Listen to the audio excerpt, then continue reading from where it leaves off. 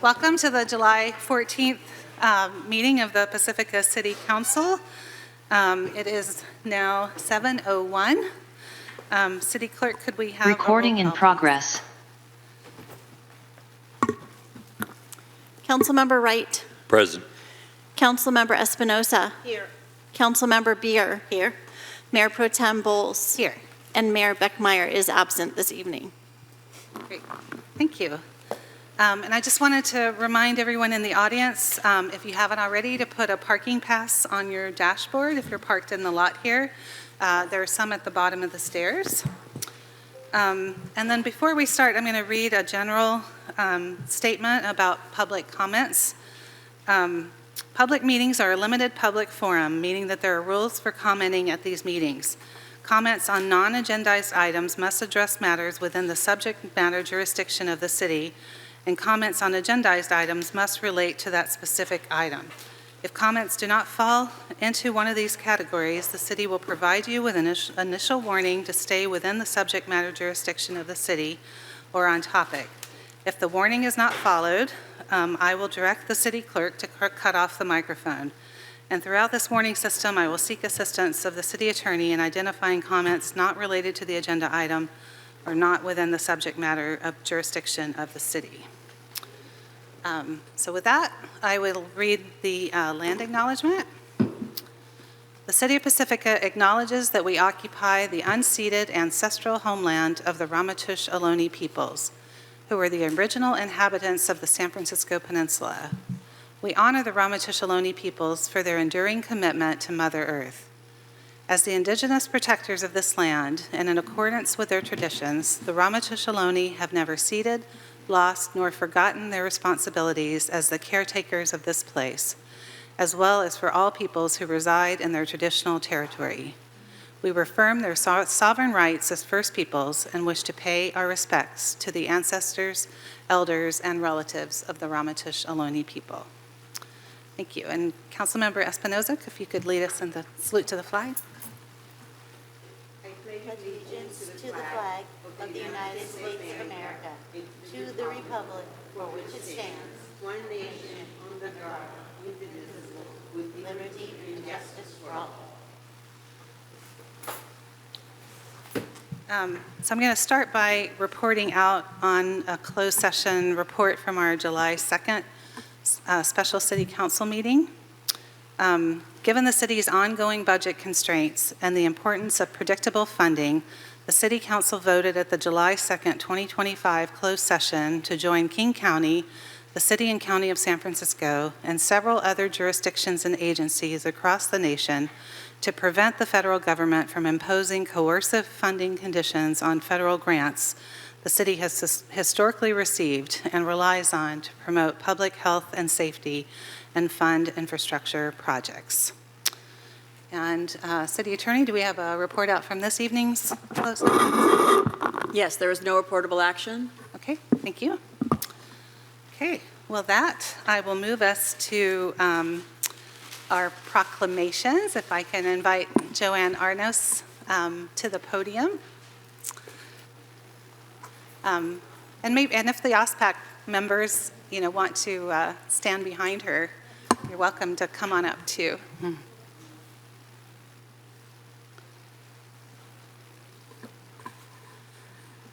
didn't think I was going to be, good evening. I didn't think I was going to be in the spotlight, but You're in the spotlight. I'll try to behave and not irritate you, like my history.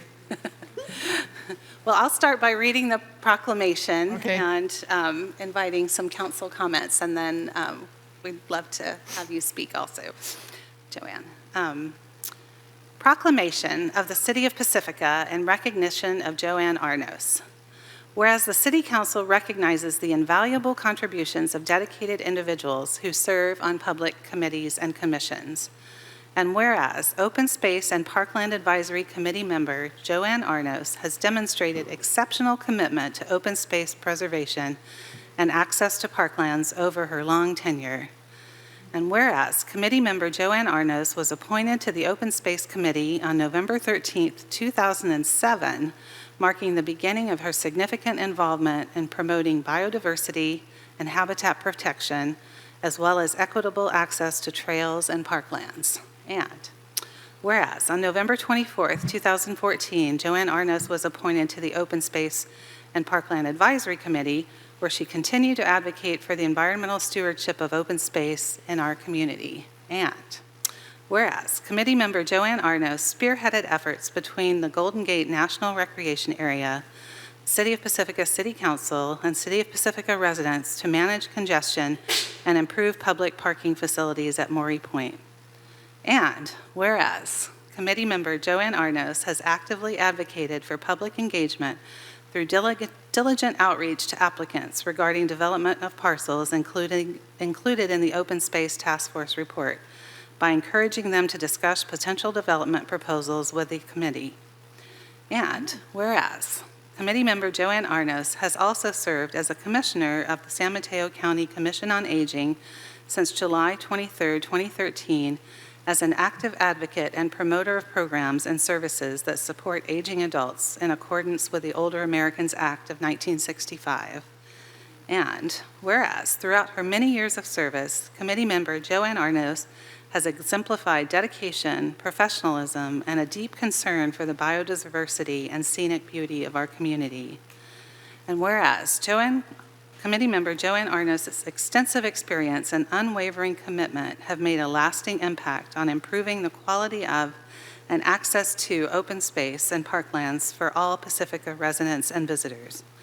Now, therefore, I, Christine Bowles, on behalf of the City Council of the City of Pacifica and all its citizens, do hereby honor and pay tribute to Joanne Arnos and thank her for her more than 18 years of public service and wish her happiness and success in her future endeavors. Done this 14th of July, 2025. Thank you.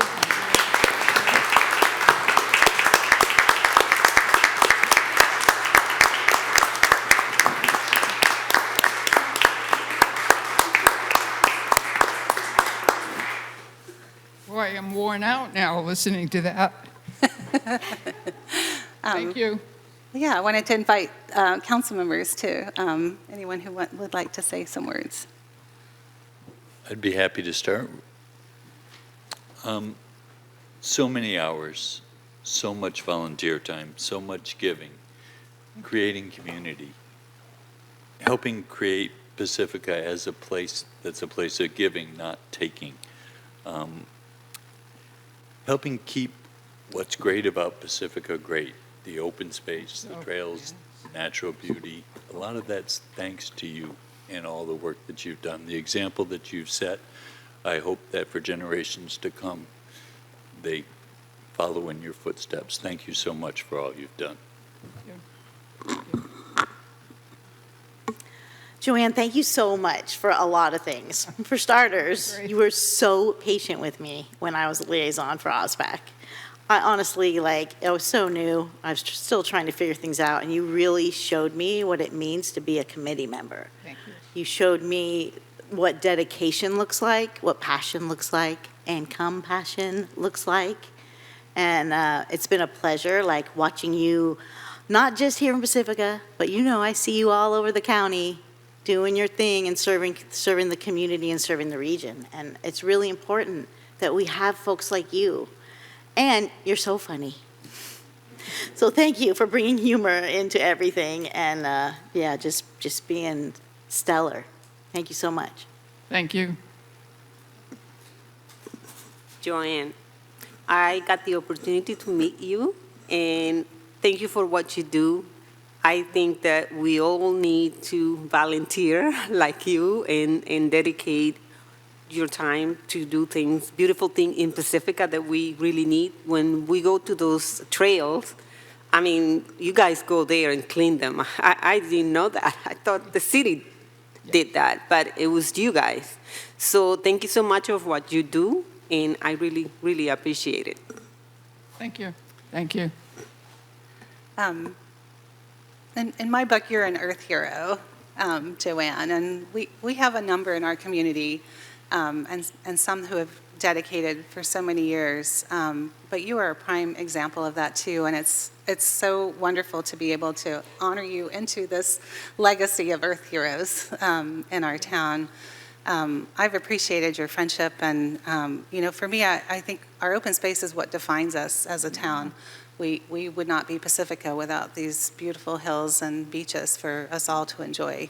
That's what brings a lot of us here to live, and visitors to us as well. And I know you've just been a champion for trying to have better processes in our planning and development, to be more thoughtful about what and how we can give input early, and not after something goes to the planning commission, but how we can have a discussion of how letting a developer know what some of our concerns are, where things could maybe get shifted early, in the design stages to be better for the environment, for the people who use the space, and also for their projects, right? And I really appreciate your advocacy on the committee in this last year and a half as we went over your charter, and we're working on that letter to encourage developers to come early and work with us. So thank you. You've made a huge difference, and really appreciate your dedication. Thank you. And before you speak, I think Community Development Director Samantha Updegrave wanted to say a few words too. Oh, here we are again. Hi. Thank you so much, Mayor Pro Tem Bowles.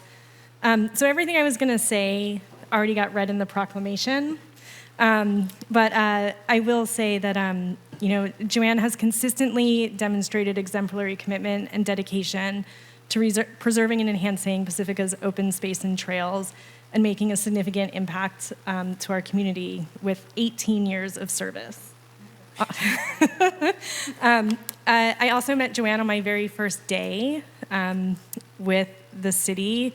I think our staff liaison was sick, and so I attended an OSPAC meeting on my first day, and Joanne was very welcoming and very warm, and really stepped me through the process, and just a really impressive service. So thank you so much. Yeah. Thank you. Thank you. Hang in there. I'm here. And I know there's people who want to speak, and I know Ellen's going to be one of the first public speakers, but did you want to say anything? Joanne? I just wanted to thank you, and you just mimed, what we did at the study meeting session that we had with you for last year, and that would be really important for the committee to have some impact on open space and mindful development. And I think you know that. I've put enough thorns in everybody's side.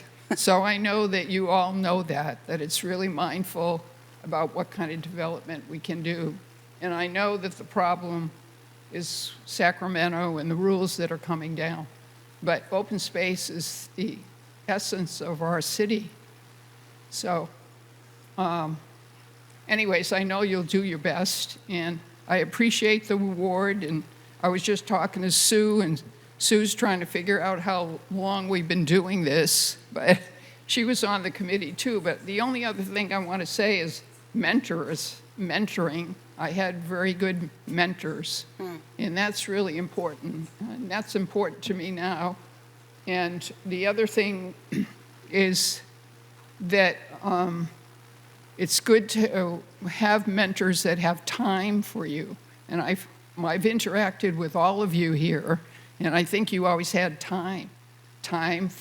And your spirit is very generous that you would have time with us. And I think that's really important as mentoring, whoever's going to come next, and to instill the passion for our city and the open spaces and trails, and how important that is to our lives, really, the quality of our lives.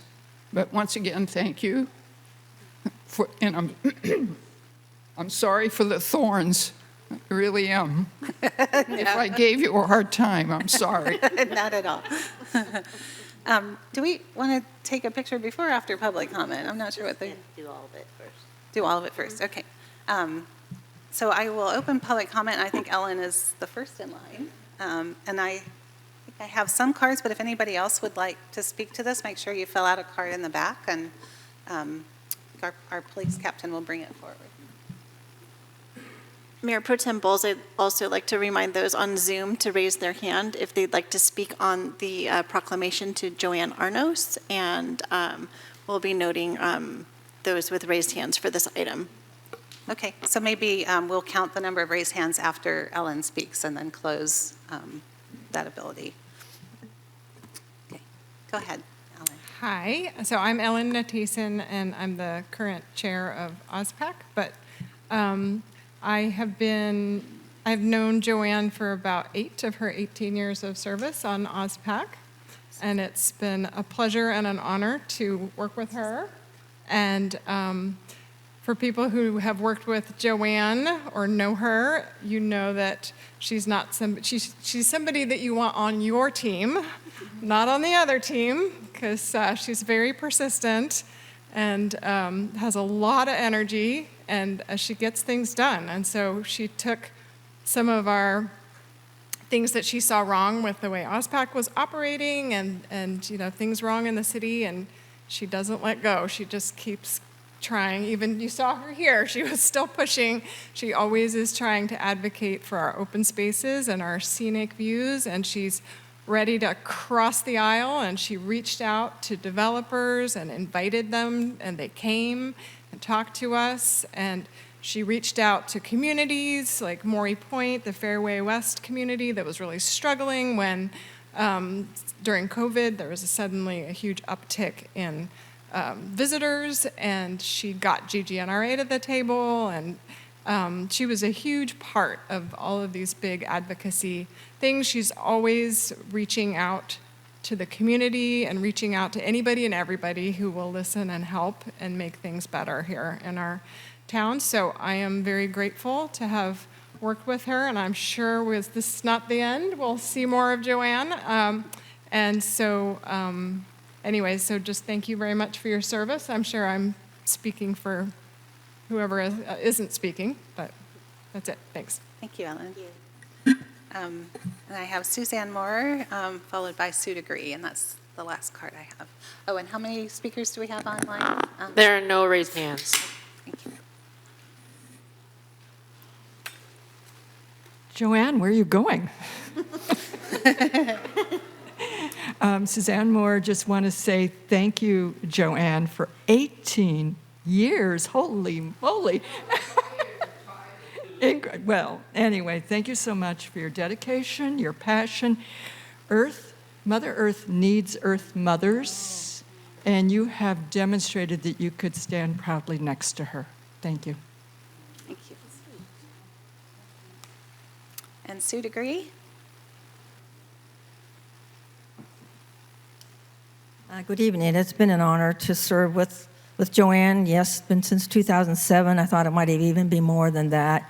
And Joanne always worried about being too testy, but she's a feisty lady, which is what we are, Pacifica, right? That's the way we are. And the word hero is not used lightly, and I would say, at least in my view, whenever I see her name, she's my hero, because she's there, and you've all mentioned, she's there, she's compassionate, she crosses the aisle, as it were.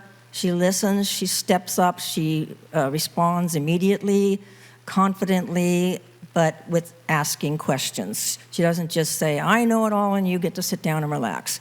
So it's been an honor and a pleasure, and I feel comfort when I know that she's there, because she understands our city, she understands our character, she definitely respects our environment, but she also ties it in with our culture and definitely the economy.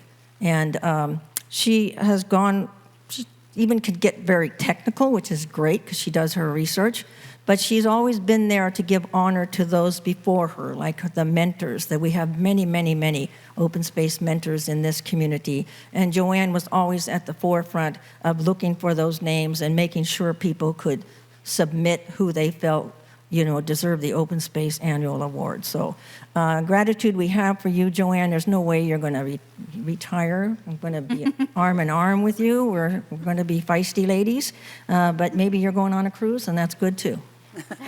Thank you, Sue. So with that, I'll close public comment, and we'll come up and take a picture, and please, OSPAC members, feel free to come back up.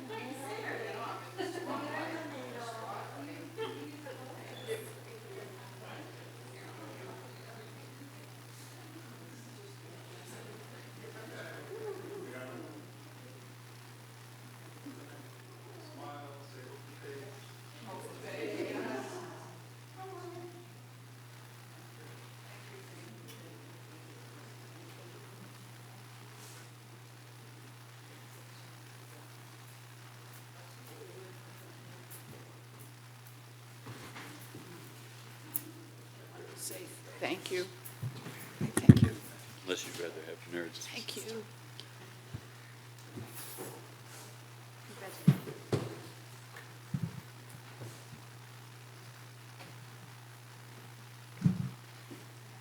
Great. Thank you. And then that brings us to our consent calendar for tonight, items 1 to 9. Mayor Pro Tem Bowles, I have a note about an item on the consent calendar. Uh-huh. Item number 5 for the MOUs. On packet page 89, there was an incorrect reference, although the references in the resolution and MOU attachment are correct. On packet page 89 in the staff report, the reference with respect to Pacifica Police Management Association should read that the bargaining unit classifications shall be increased by 5% effective July 1st, 2025 and July 1st, 2026. There was an incorrect reference to a 3%. Okay. Thank you, City Clerk. And are there any council members who wish to pull an item off consent? No? Okay, seeing none, I will open public comments for the consent calendar, and I don't believe I have any cards. Are there any speakers online? Okay. With that, I will close public comment. Are there any questions or comments from council members otherwise? No, I move to approve the consent agenda. Second. Okay.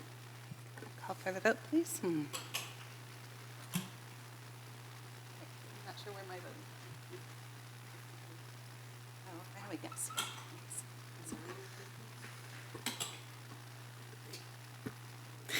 And for the consent calendar, as moved by Councilmember Beer and seconded by Councilmember Wright, the consent calendar passes unanimously with Mayor Pro Tem Beckmeyer absent. Great, thank you. And that brings us to public comments on items not on the agenda. So this portion is available for the public to address the City Council on any issue that is not on the agenda. Any person wishing to address the council shall be recognized by the Vice Mayor during this time, provided, however, that only items not on the agenda for this meeting may be addressed. Comments on non-agendized items must address matters within the subject matter jurisdiction of the city. If comments do not address matters within the subject matter jurisdiction of the city will provide you with initial warning to stay within the subject matter jurisdiction. If the warning is not followed, I will direct the city clerk to cut off the microphone. And council members shall not enter any debate with speakers under public comments on items not on the posted agenda, and a maximum of 3 minutes will be allowed for each speaker. So if you're online, if you can raise your hand, and after the first speaker, we'll take a count. And with that, so far I have 4 cards. Start with Joyce Toomey, followed by Nancy Tierney.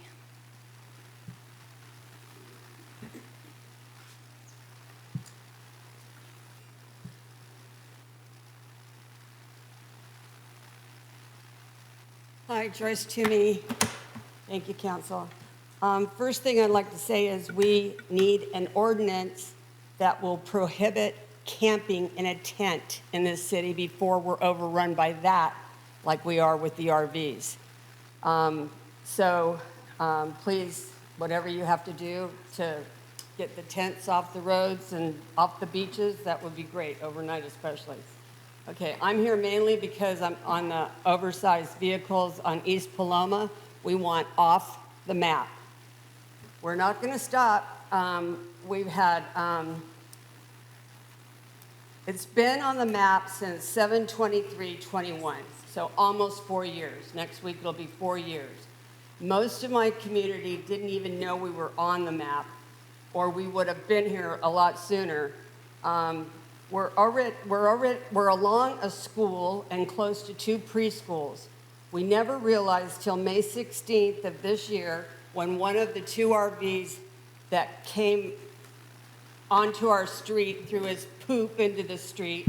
Then a group of 3 came the next day. They left, the first 2 left after the first 2 days, and then we just had that group of 3, which was a nightmare, but that's a whole other story.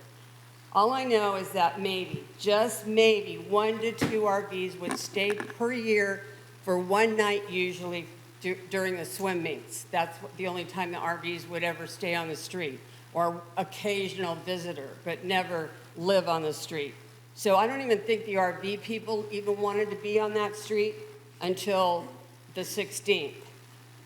I know you can take this off the map, and I wish the mayor was here tonight because I was told by many people in the city, not council, in the city that work for the city.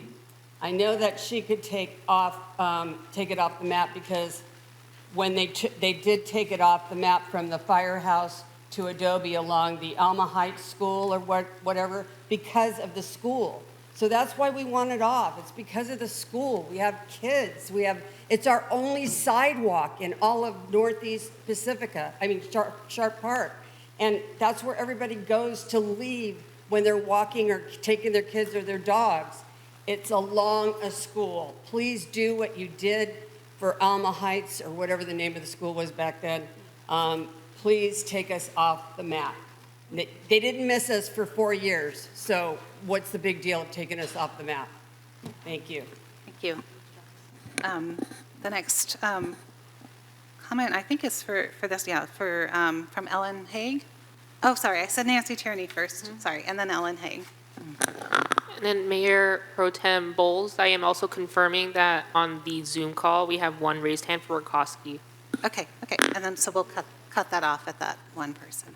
Go ahead, Nancy, sorry. Okay. Good evening, Mayor Pro Tem, council members, and staff.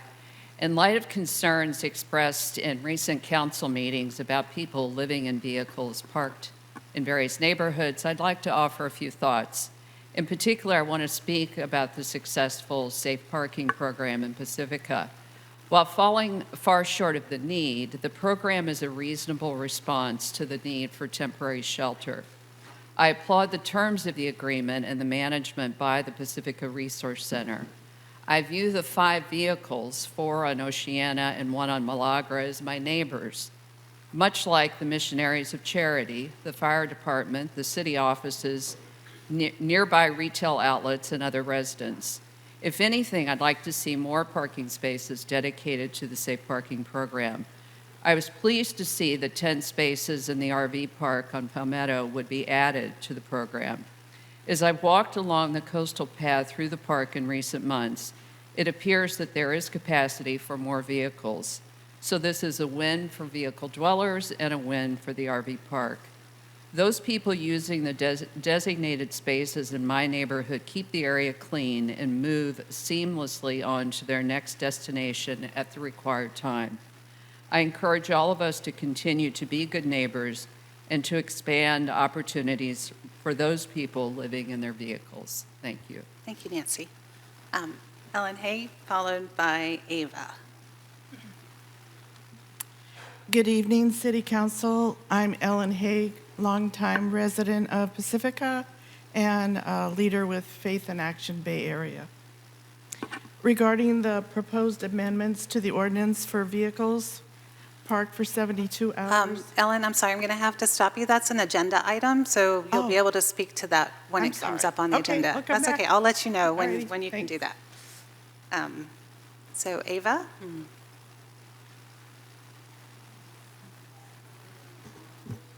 Good evening, Pacifica Council members. With regard to the 72-hour parking ordinance for OSBs, Again, that's on the agenda later, so Oh. if you want to speak about something not on the agenda, this is your time to do Oh, that. okay. Otherwise, I'll let you know. Okay. Michael Wallman, followed by Jay Chu. And Michael, I apologize if you had meant to comment on the consent calendar, but I had a few, I think I put 4 in. yeah, I'm sorry, I didn't see that, so I'm happy to talk to you offline afterwards. You've got my email, and I can't reopen the consent calendar, I don't think, but you're signed up to speak now for open public comment. So Yes, go this is ahead. for open comments. Yeah. Yep, great, thank you. And sorry, I did kind of thought I had more time between the consent items and this, and was going to sandwich them nice together, but this is kind of the contentious one, so here we go. Good evening, honorable members of the Pacifica City Council. I'm Michael Wallman, resident here in Pacifica.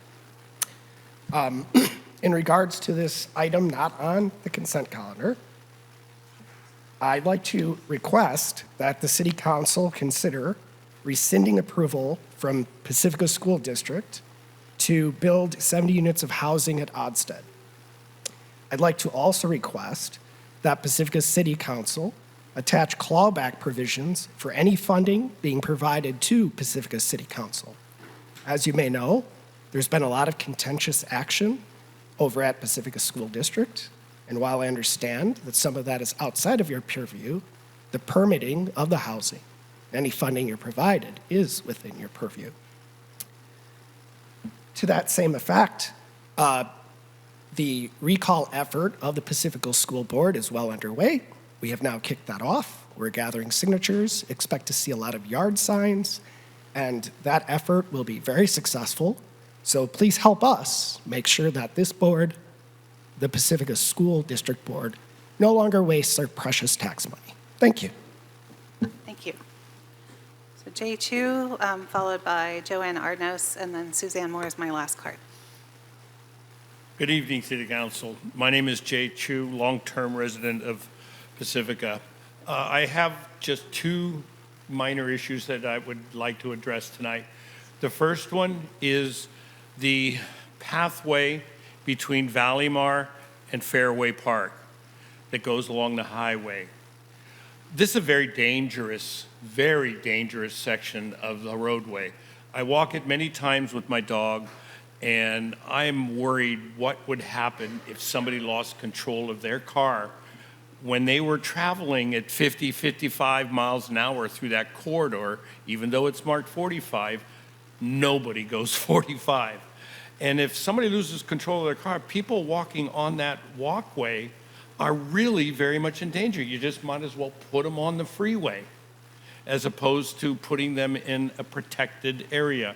And all I'm asking is that somebody address with Caltrans about putting a line of K-rails or barriers along that stretch of the roadway, because I do believe there used to be the steel ones along there, and those were removed because they got hit so many times, and nothing has ever been done to replace them.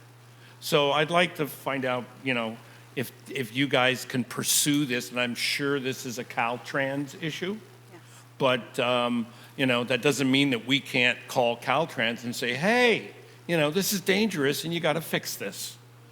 Okay, that's the first thing, and that's that. The other thing that I really have a problem with is our bike path, okay? I ride my bike and I walk my dog along the bike paths between Valleymar and Lindemar all the time. Ooh, You got one more minute. Okay, I got 55 seconds left? Okay. I would just like to know if we can ask the city council to address the issue by changing the signs that are posted along there from bike path to multi-use path. Because I get yelled at by pedestrians when I'm riding my bicycle and by bicyclists when I'm walking my dog, who seem to think that it's theirs because it says bike path.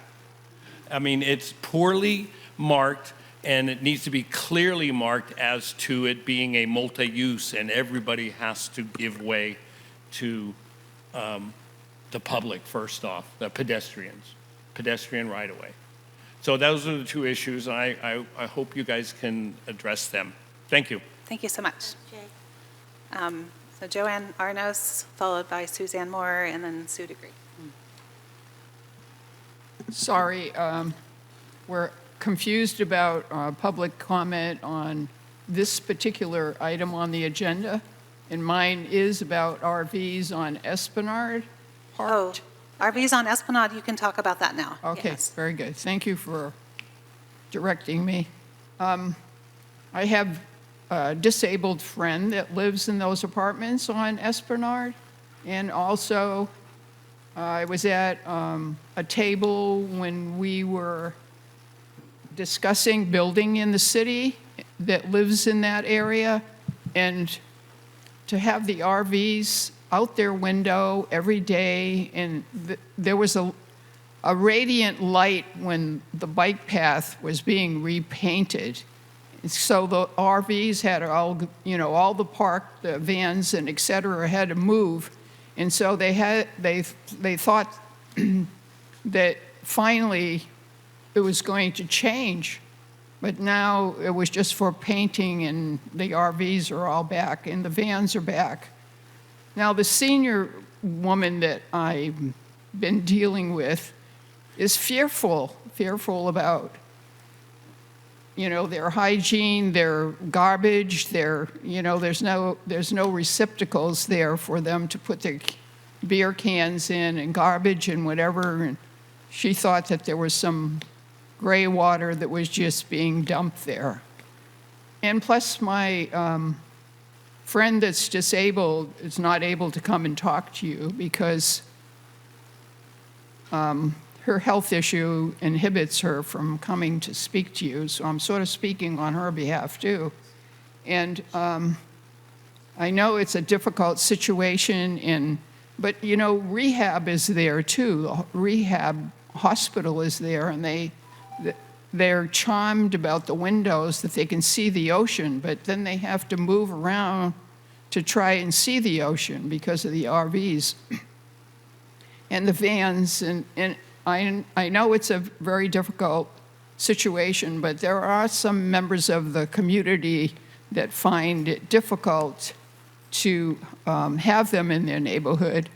And I don't know what the resolution is. I'm not smart enough to figure that out for you, but I do think it's a problem for the city, and I'm all for kindness and handling it in a compassionate way, but it is a problem. And it's a problem in many neighborhoods, I understand. Thank you. Thank you for listening. Suzanne Moore, followed by Sue DeGree. Suzanne Moore from District 2, and I have some thank yous. The first thank you is to the city and to the Pacifica Resource Center, and I admit that I am a board member, but I'm thanking our homeless outreach team and the success for the safe parking program and its new transition. I'm grateful that they have been able to house some of our unhoused and that they're continuing to do that, thanks to the efforts of the city. My second thank you is to the Sharp Park Library. They have agreed to take some information and resources for our immigrant community and make it available to folks in our community who want to utilize it. The first thing that they have is they have some posters that include information about our emergency outreach number. And so those posters are available to anybody in the community who wants to put them up. The second thing that they have are yellow cards that are both in English and Spanish, and it has, again, the emergency number as well as some basic information. The third resource they have is a red card, and it is in English and Spanish, and it was created to be handed to anyone that someone meets who needs to know that these are their rights under the law and that they intend to have those rights demonstrated in the encounter. So those are all available at the Sharp Park Library, and I just want to thank the library for making that service. That's it. Thank you. Thank you, Suzanne. And then the last card I have is from Sue Degree.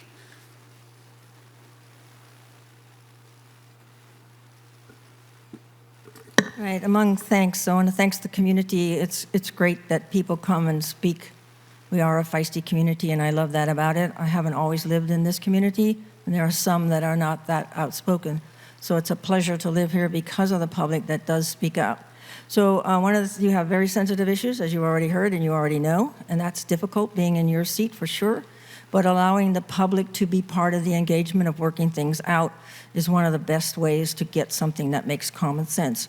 The other thing I really wanted to say is kind of update, because we don't have a paper and because not everybody goes and asks, knock, knock, how many are empty units here and how much do they cost? I drove past the mobile home park, mind you, mobile home park. I've been telling, I use this bully pulpit, rent for one bedroom facing storage units was $3,100, no more. $3,300. Rents for affordable. That's a mobile home park.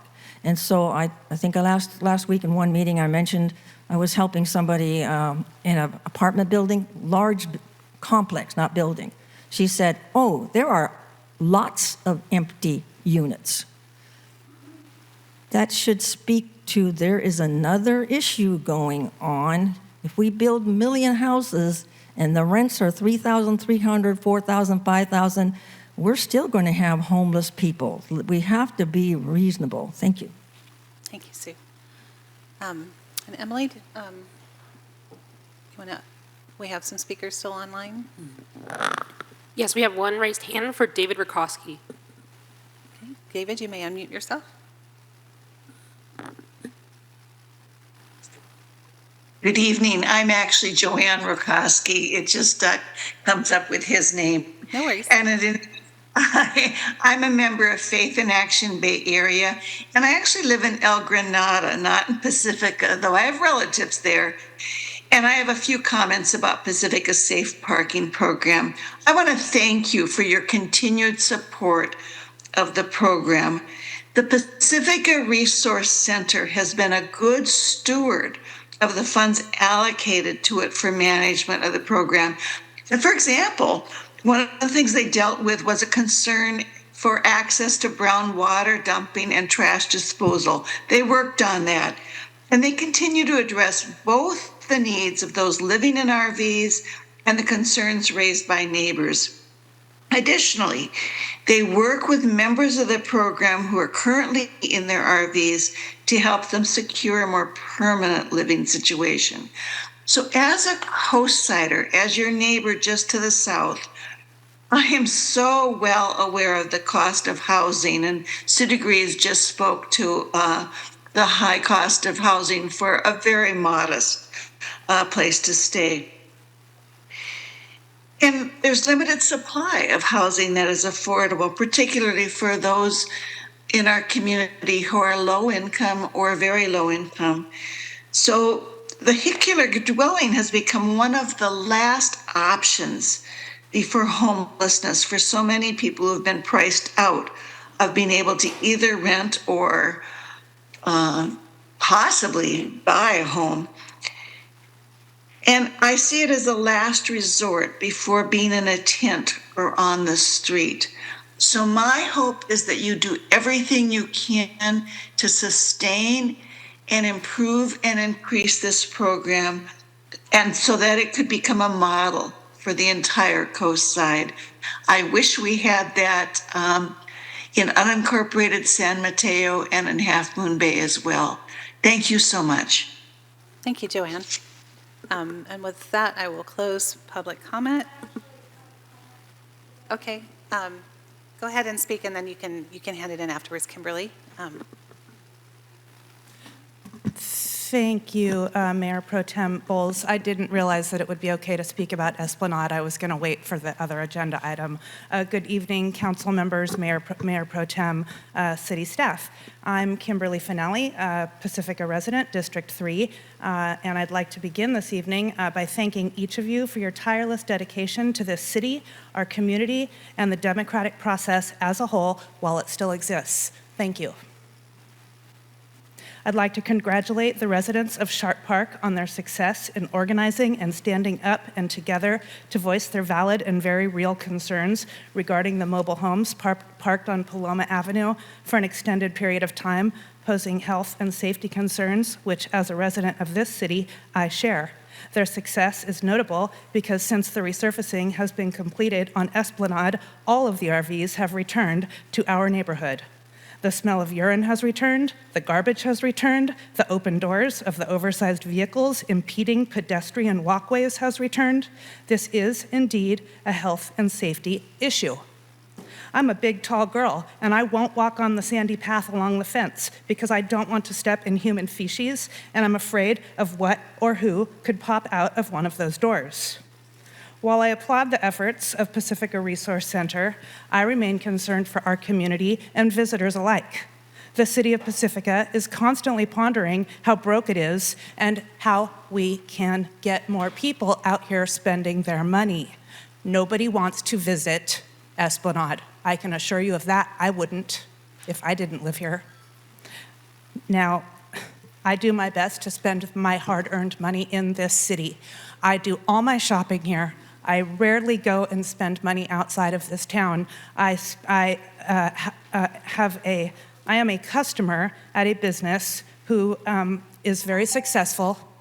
I spend a lot of my money in her shop, and while she's a business owner and running a successful business here, she doesn't live here, and she doesn't want to live here because it's dirty. We just had that conversation this weekend. And then I go for a walk down on Esplanade, and I see exactly what she's talking about. And then I take a walk along Oceana Boulevard between Manor and Sharp Park area, and the whole road is just garbage. I'm picking up plastic bags and cups and fast food. So we have to spend a little money to make a little money, and if we want our businesses to be successful, and if we want people to want to live here and want to spend their money while they're visiting here, we need to do something to clean it up. I personally am cleaning up garbage on my own, so I do something about it every day, and I hope that we can find answers to get this place cleaned up because folks are not happy about it. Thank you. Thank you, Kimberly. No clapping, please. Yeah, just hand waving.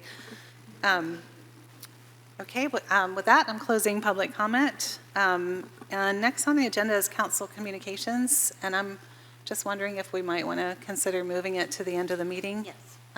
Okay. Is there anything anybody wants to communicate while we have a full audience? You can wait to the end. I can't go all night tonight. Okay. All right. Okay, so with that, I'll move to staff communications. Thank you, Mayor Pro Tem Bowles and council members. Kevin Woodhouse, City Manager. All I wanted to say and remind everything about is that the July 28th City Council meeting has been canceled as normal for our summer recess. And so the next regular scheduled council meeting will be August 11th.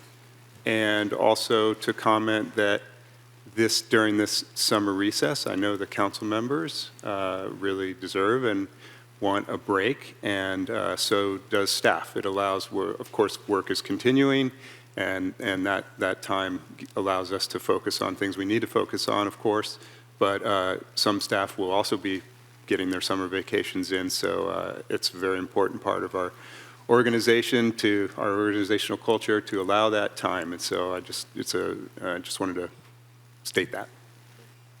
Thank you, City Manager Woodhouse. Okay.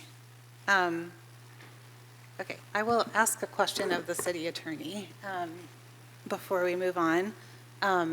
So I was looking for cards that were labeled consent earlier, and I missed two that were labeled 3 and 6. And I've just had a request to reopen public comment on the consent. Are we allowed to do that? No. Unfortunately, the action's been taken, so we need to move forward. So I just apologize, that's my mistake, because the council has already voted, and the action has been taken, we can't do that. But Michael, you have my email, please. I encourage you to reach out to me. I'm happy to talk to you. Thank you. Point of order, could he also email all of us instead of just you? Oh, sure, yeah, email the whole city council, please. Yeah, thank you. Okay, with that, we're going to move along to item 10, which is our public hearing on the proposed ordinance repealing and replacing Chapter 49, Title 9, Chapter 4 of the Municipal Code on short-term rentals. And I see Community Development Director Samantha Updegrave making her way forward. And can I ask, do we have a Planning Commissioner liaison for this meeting? Oh, wonderful. Yes, thank you, Mayor Pro Tem Bowles. Commissioner Devine is here on behalf of the Planning Commission. Great. Thank you, Commissioner Devine, for joining us tonight.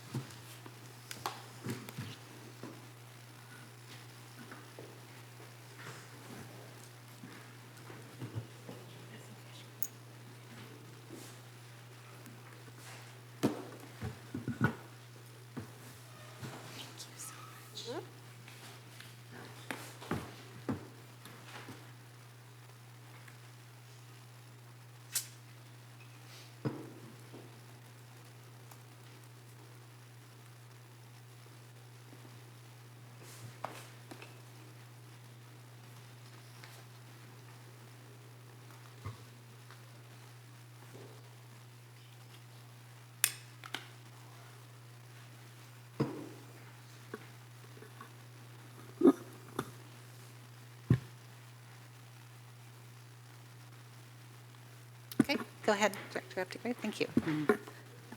Thank you, Mayor Pro Tem Bowles. Thank you for giving me a moment to get myself organized and situated. And good evening, Council. My name is Samantha Updegrave, Community Development Director, and I'm presenting tonight on the Council-directed changes to the repeal and replacement of the city's short-term rental ordinance. In the presentation, I'll provide an overview of the existing short-term regulations, where we are in the process, the proposed text amendments, City Council consideration and direction from February and May of this year, Planning Commission recommendations, and conclude with the staff recommendation.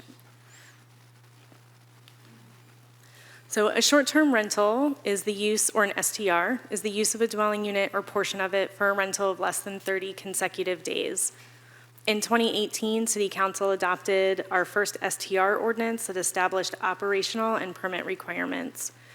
In 2023, Council adopted amendments to the STR ordinance that established a citywide cap of 150 permits. In 2024, Council held 4 study sessions that included presentations from staff and policy discussions about the current program, impacts on neighborhoods and housing availability, and implementation. The council directed the city manager to prepare a revised ordinance based on specific policies, which are reflected in the draft before you this evening.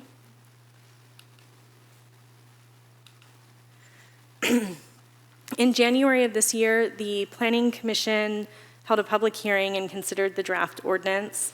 The Planning Commission adopted a resolution recommending approval with a number of revisions. Oops. In February, City Council held a public hearing and considered the draft ordinance, including the Planning Commission recommendations, which was continued and came back to Council in May. The City Council directed the city manager to prepare a revised ordinance based on specific policies, and because some of these changes were substantive, the draft went back to the Planning Commission for review and consideration. So they took it up again at their June 16th meeting, adopting a resolution recommending approval along with some additional changes that we'll step through later in the presentation. And then just throughout the proposed ordinance, staff had to make just some conforming edits here and there for consistency with those changes. So the changes that were directed by the council fall into 6 categories: definitions, standards applicable to STRs, permit requirements, operational requirements, violations and enforcement, and application of the ordinance. Under, council asked to add a definition of natural person, redefine an operator as a natural person. We had to make some conforming edits there. And then under the definition of a hosted STR, removed accessory dwelling unit. Council also directed to remove allowance for operators of hosted STRs to reside in an ADU and operate an STR in their primary dwelling. To the permit requirements, added proof of insurance and required inspections for all STRs, hosted and unhosted, and added life safety, pool spas, lighted ingress and egress, and requiring a separate fee.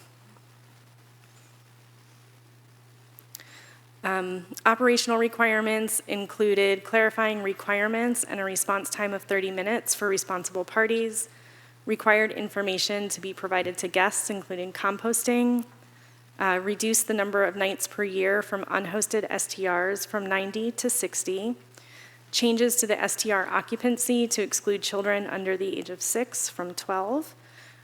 Parking, council asked to revert to originals council direction, which included a citywide standard, and the addition of platform accountability.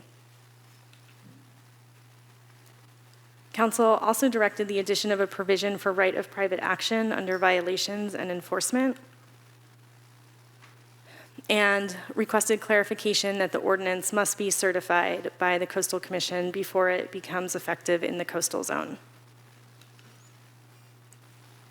And I just wanted to point out that based on prior council direction from 2024 was a limitation on visitor hours from 8 a.m. to 10 p.m. That had inadvertently been left off the draft that was brought to council, but it has been added back in. So moving into the Planning Commission recommendations, they recommended changes to definitions, standards applicable to short-term rentals, and operational requirements. And these have all been incorporated into the draft ordinance for your consideration. Oops. Sorry. Okay, so that would to be explicitly exclude junior ADU from the definition of a primary residence. So just to clarify that it includes ADUs or JADUs. Adding a definition of quiet hours from 10 p.m. till 7 a.m., and adding definitions for a short-term renter and short-term rental visitor to clarify the occupancy requirements. They also recommend adding that a state or federally issued identification must be one of the 3 documents for proof of primary residency, very similar to the school district. Under the operational requirements, they added a recommendation that the hosted STR operator must be on site between 11 p.m. and 6 a.m., include the quiet hours from the definition, 10 p.m. to 7 p.m., and require that the day and pickup time for solid waste be included in the information to renters. So staff recommends City Council conduct a public hearing, introduce the ordinance, and consider the changes based on recent City Council direction and the Planning Commission recommendations, and find the adoption of the ordinance exempt under the California Environmental Quality Act. So that concludes my presentation, and I'm available for questions along with Assistant City Attorney Bizzano. Thank you. Thank you very much.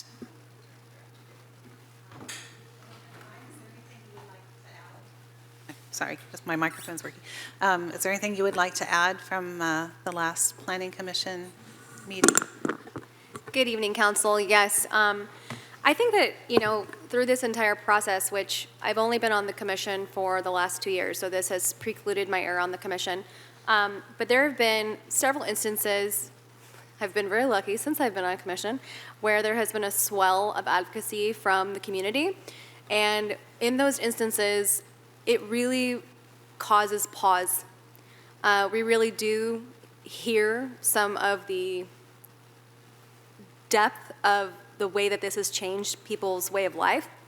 And for me, I grew up here, and it doesn't really matter where I grew up, but I can envision how hard it was for a lot of people to stay here and move here and keep homes here, and how much some of these disruptions have just shattered their day-to-day and brought some anxiety into their way of life that's just wholly unnecessary. I personally believe that these are restrictive policies. However, I don't feel that there is an exchange that's worth having. I don't believe that, I stand by the recommendations that we made to you. Aside from, being deeply concerned about my neighbors in general, my second concern is compliance and enforcement. These are restrictive policies, and I hope that if they are enacted, that the city will meet the level of enforcement that this will demand. That's a big concern for me. We all struggle here to not just do as we say, and it's really important to keep the integrity of this body, these bodies, and this policy, and ensure that if we go this direction, that we can ensure that they will be enforced. So that's all I have to add. Thank you so much, and thanks for providing another great public forum for comments and input, and for your own professional input to this document too. Thank you. With that, I'll invite any council clarifying questions before public comment. I'd like to reserve till after public After comment. public comment, okay. So with that, I'll open public comment, and I have Peggy, I have 10 cards. I'd like to give a minute for people to raise their hand, just to get an overall sense of how many commenters we have. And meanwhile, I'll call up Peggy O'Donnell and Molly Muller.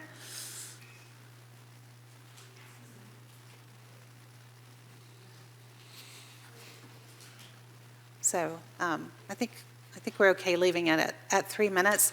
I just ask because we've had a lot of these meetings. If you all are speaking subsequently, if you hear the same thing, raise your hands or whatever. We don't necessarily need to hear the same comment over and over, and we've read all the letters, just so we can proceed to deliberation and move this along. So with that, thank you, Peggy. Go right ahead. Good evening. I'm Peggy O'Donnell, and first of all, I'd like to express my appreciation to the City Council for all of your hard work on the new STR ordinance. I know that you've been working on this issue for quite some time, and I appreciate your efforts. My husband and I were only recently affected by the STR problem after the home next door to us, which was advertised as a 3-bedroom, 3-bath home, sold for $1,950,000 in November of 2024. I have no idea who the new owner is, but shortly after the home sold, renovations on the home began. By March of 2025, the home was advertised on multiple STR websites as a 6-bedroom, 3-bath home that can sleep 16 to 20 people. So since March, there has been a steady stream of guests at the house next door. So our life now consists of listening to large groups of people celebrating birthdays, wedding celebrations, showers, baby showers, bachelor parties, and such festivities.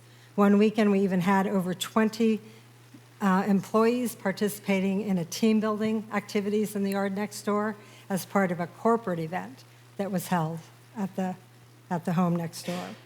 So we've lived in our home for nearly 40 years, and we have always really enjoyed our neighborhood here in Pacifica.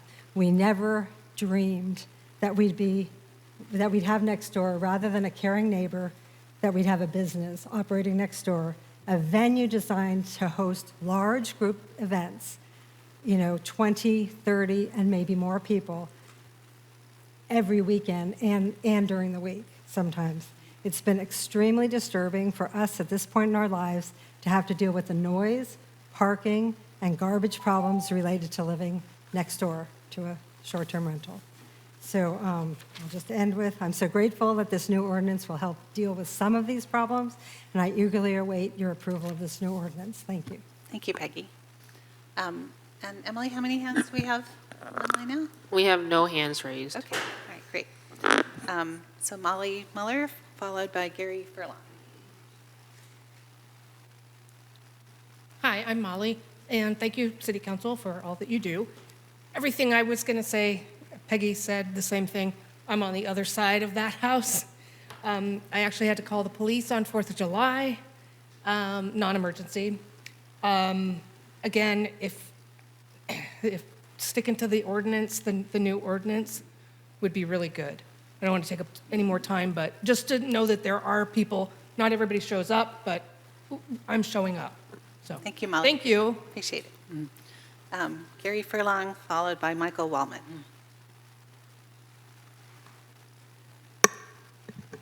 After years of work, we have an ordinance that acknowledges that residential areas are for residents, and I appreciate that and all the hard work that's gone into that. Some people continue to tell us that residential doesn't actually mean residential. The residential can include hotels and hotel guests. But we know that that's really just not true. I hope that as you deliberate tonight, you will consider strongly to require that hosts be on site when they're hosting, and that you will include this in the definition of the STR ordinance. Because what's the point of defining hosted and unhosted if it's not clearly laid out that hosted means, well, the host is there? I also hope that you will strongly consider going along with the recommendation from the Planning Commission that one of the forms of ID be a state or federally issued ID, because there are already too many stories out there about San Francisco and other cities that require or have a residency requirement for STRs. There are already too many stories of people that are finding ways to get around that because the ID requirement isn't strict enough. I hope, as was mentioned earlier, I hope that the council will establish a reporting mechanism whereby the city staff can make regular reports to the council about the enforcement of this new ordinance.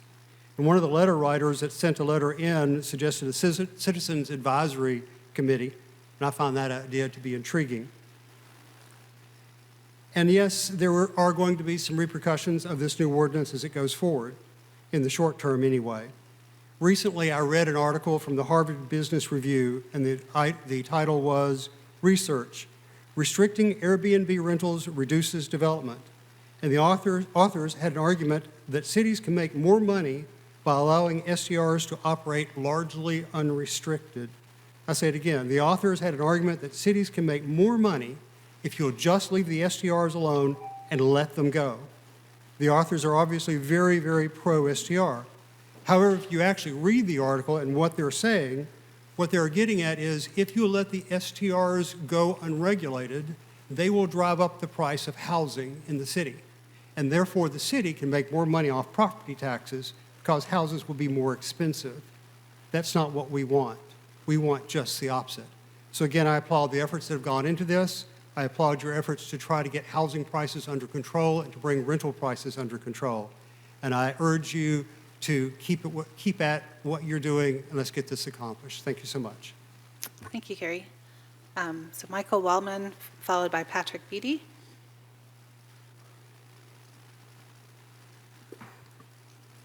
Hello again. Appreciate your time.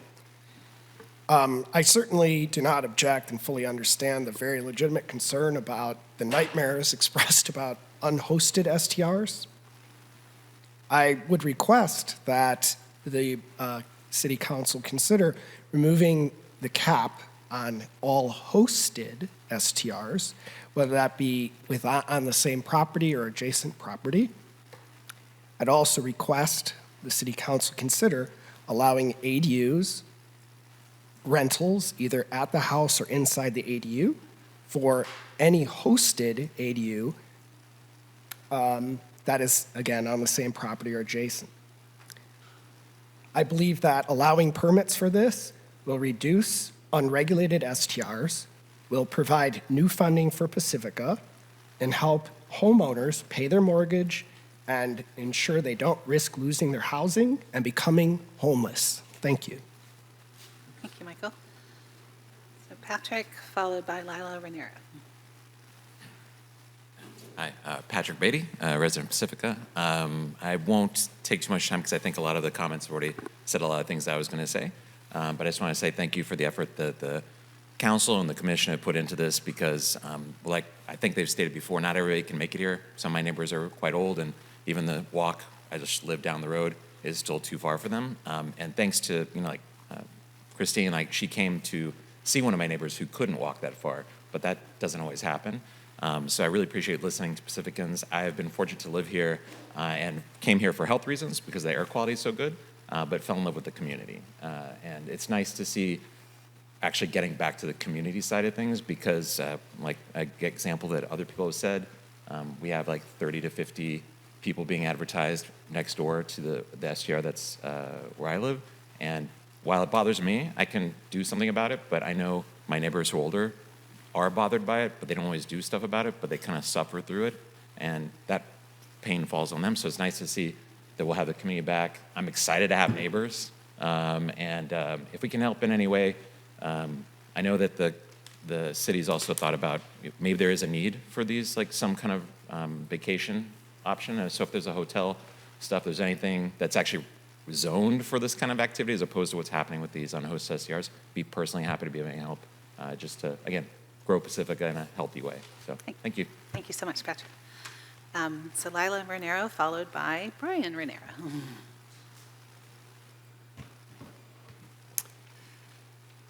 Good evening, Mayor Pro Tem Bowles, City Council members, staff, and fellow Pacificans. I'll start off by reiterating my heartfelt thank you to each one of you for your hard work moving along the STR ordinance over the past years. This includes council members who have worked on this effort in the past and are no longer on the dais. I sent my public comment letter in earlier today, so in light of that, I'll just try to keep it brief tonight. The recommendations provided by the Planning Commission at the June 16, 2025 meeting were very strong, and I'm especially happy about the requirement of the state ID or federally issued ID that must be one of the requirements. The situation across from us at 400 Belfast has gotten much better due to the permit revocation. My heart goes out to those who are still dealing with living next door to or in the vicinity of these nightmare properties. A different house across the street from us just sold to a young couple who are first-time home buyers. They moved in this past weekend, and we were able to celebrate with them with a bottle of bubbly, and we are so thankful to have new neighbors, not a host or parade of strangers coming in out of the neighborhood. Once again, thank you all for all your time listening to the people of Pacifica and for everything you've done to help us fix the STR ordinance. Thanks. Thank you, Lila. Brian, followed by Bob O'Donnell. Thank you, council members. Brian Raniero, Pedro Point. It's been a couple of years of very hard work, both from the public, of course, but with the council as well. I want to thank you for your diligence on this journey with us. I'm very proud of the high level of involvement of neighbors working with the council. I think that we've come to know each other, you and I, during this process, and I hope that you've enjoyed that as much as I have. I'm very grateful to the work that's been done. This ordinance is strong. This ordinance is good. Not only for the fact that there is nothing novel in this ordinance. There's nothing in this ordinance that there isn't a precedent for in any other municipality in California or across the nation. So there's precedence for everything in the ordinance. It makes it a good ordinance. This is perhaps one of the most well-researched and revised ordinances subject to scrutiny over the years by our neighbors, by your neighbors, to be presented here before you. In the last mile, indeed, it should be the case that the operator be on premises while during quiet hours. Otherwise, that's not a hosted STR. In regard to the nature of this ordinance, it's important, of course, that we protect our neighborhoods, that we protect our housing, but it's also important that we protect people and their safety. And we found time and again that these business entities that run STRs will not adhere to the existing laws unless they're forced to. And they will, and when they can only operate without the same constraints and normal regulatory frameworks and safeties that legitimate hotels and motels are subject to.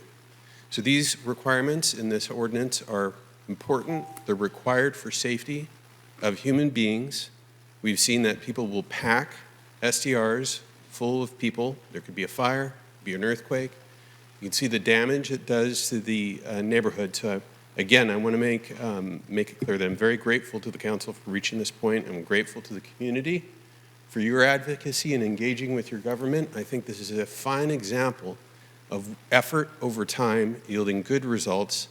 The last request I would have, of course, is that when the SDR ordinance is passed through the Coastal Commission in the coastal zone, that the SDR be put into effect at that time, not waiting for October or any kind of renewal or grandfathering of existing SDRs. And then that would be in line and consistent with the rest of Pacifica. So again, thank you very much, council members, and thank you, Pacifica. Thank you, Brian. So Bob O'Donnell, followed by Caitlin Quinn.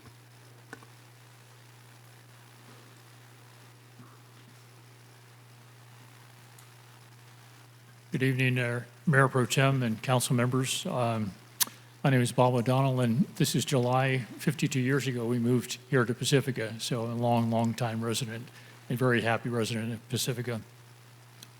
I really feel like we've been in a marathon. It goes back actually to 2018 when this ordinance was initially put into play with good intentions, but it had bad consequences, unintended consequences. And we've all heard the litany. It includes things like parking, congestion, partying, litter, and it goes on and on. We all know this story, and we've lived it here in the neighborhoods that we are impacted by this. And as the other gentleman just said, I have to really thank the Planning Commission and the City Council, because you have listened to us over the last 2 or 3 years. We've come to you pleading for changes to this ordinance so that we can live in our neighborhoods with some peace and quiet in the future. We know there are issues that involve the city staff, and we are concerned for all of you. Revenue is a source that's important to Pacifica, and that may be affected to some effect by this. But you cannot balance your city budget by having unintended consequences occurring in your neighborhoods on a continuing basis. There has to be a better way. So I take real heart in what's happened in the last year and a half, working with the Planning Commission and with the City Council. You really responded very well to the concerns that your fellow citizens have brought to you. I think we can really move forward. I'm confident that this will pass. I would say one thing I would be concerned about is the Coastal Commission area versus the non-Coastal Commission area. Actually, the houses and the neighborhoods in the Coastal Commission are even more affected than we are. I'm in a non-coastal area, but they need relief. So when this ordinance passes, it'll go into effect right away in the non-coastal area, but we need to bring it into the coastal area as soon as possible. It's unacceptable to wait until October of 2026. We have to find a way to include them as soon as possible. With that, I say thank you very much. You've been terrific. You've responded, and it's a lesson in democracy. You know, at the national level, I worry more and more with what's going on, but I am so heartened by what's happened here in Pacifica, both the Planning Commission and the response of the City Council. So you have the deep gratitude of my wife and myself. Thank you. Thank you so much, Bob. So Caitlin, followed by Cindy Abbott. Hello, Mayor Pro Tem Bowles and City Council members, and hello, Planning Commission members as well.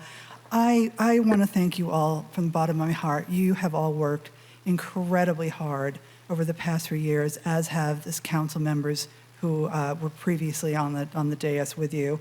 I am so grateful that we finally have this ordinance put together that is going to protect our homes, neighborhoods, and community from the destabilizing and corrosive effects of unhosted STRs.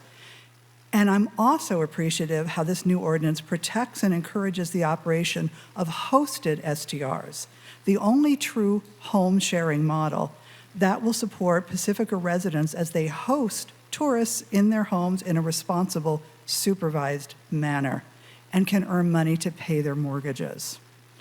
I ask you to please make one minor change to the draft ordinance, and that is to add to the definition of a hosted rental that the host must be on the property between the hours of 6 p.m. and 11 p.m. and 6 a.m. Please don't just leave that important defining characteristic in the operating requirements section.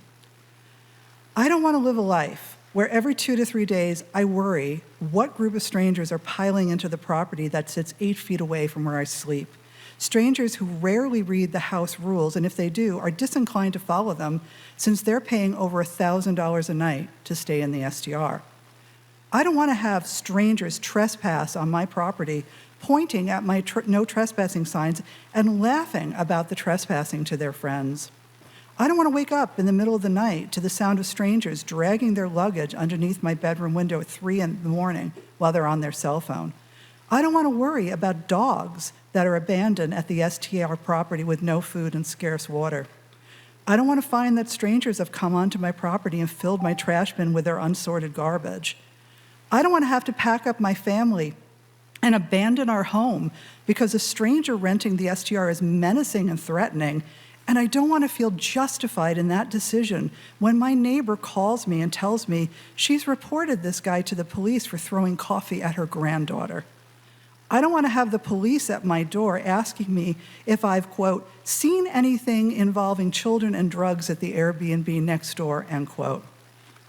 Please sign this new ordinance into effect tonight and compel staff to require all STRs in the coastal zone to adhere to all of the new requirements as soon as the Coastal Commission approves it, so I don't have to live like this anymore, and hundreds of my friends and neighbors in Pacifica don't have to as well. Thank you. Cindy Abbott, followed by Albert Jong, and then the last card I have is Stephanie Robbins. Good evening, Cindy Abbott, West Sharp Park. Brian alluded to a journey. It has been a long, kind of at times strange trip that we have been taking together, but it is so exciting to be at this point tonight, and I just can't tell you how much I also appreciate your strength and courage to see that our communities are restored, that we have neighbors again, that we actually live in residential neighborhoods, not in hotel zones. So between all of the council members that have taken part in this conversation and planning commissioners, thank you so much. Because weren't those some amazing stories? We have people moving back into homes, actual neighbors, because homes are not hotels.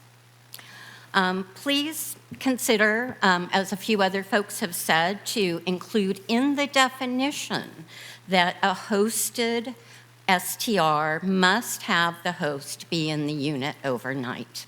That's the place that folks look at legally. Is it in the definition? Definition, really important. There was a little miss. Compost was not added in your packet, page 640, to the requirements regarding trash and recycling. I see pretty much no STRs in my neighborhood composting, and I'm pretty sure they have compost. As far as discussion points, though, tonight, I'm very concerned to see some potential suggestions being put forth that there be some sort of subsidies for these commercial businesses with regard to their inspection fees. The city is here to protect its citizens, but they should not be paying for the cost of a commercial business to be operating safely. So pages 630 to 636 of the packet are ones that I hope that you will be talking about tonight. And as others have said, please also look at page 644, where there's mention that not everything would go into effect in the coastal zone. The area that started this all, because we are the most impacted in the city, that all of the provisions in the new ordinance might not go into place right away in the coastal zone. We need that to happen as soon as this is approved by the Coastal Commission and get the relief that we've been asking for 3 years. Finally, look at those whereas statements. There were 3 that were approved by the Planning Commission that are not included in the City Council package, and I hope those will be included to amplify how we have lost our housing and we want it back. Thank you for helping make that happen. Thank you, Cindy. So Albert Jong, followed by Stephanie Robbins.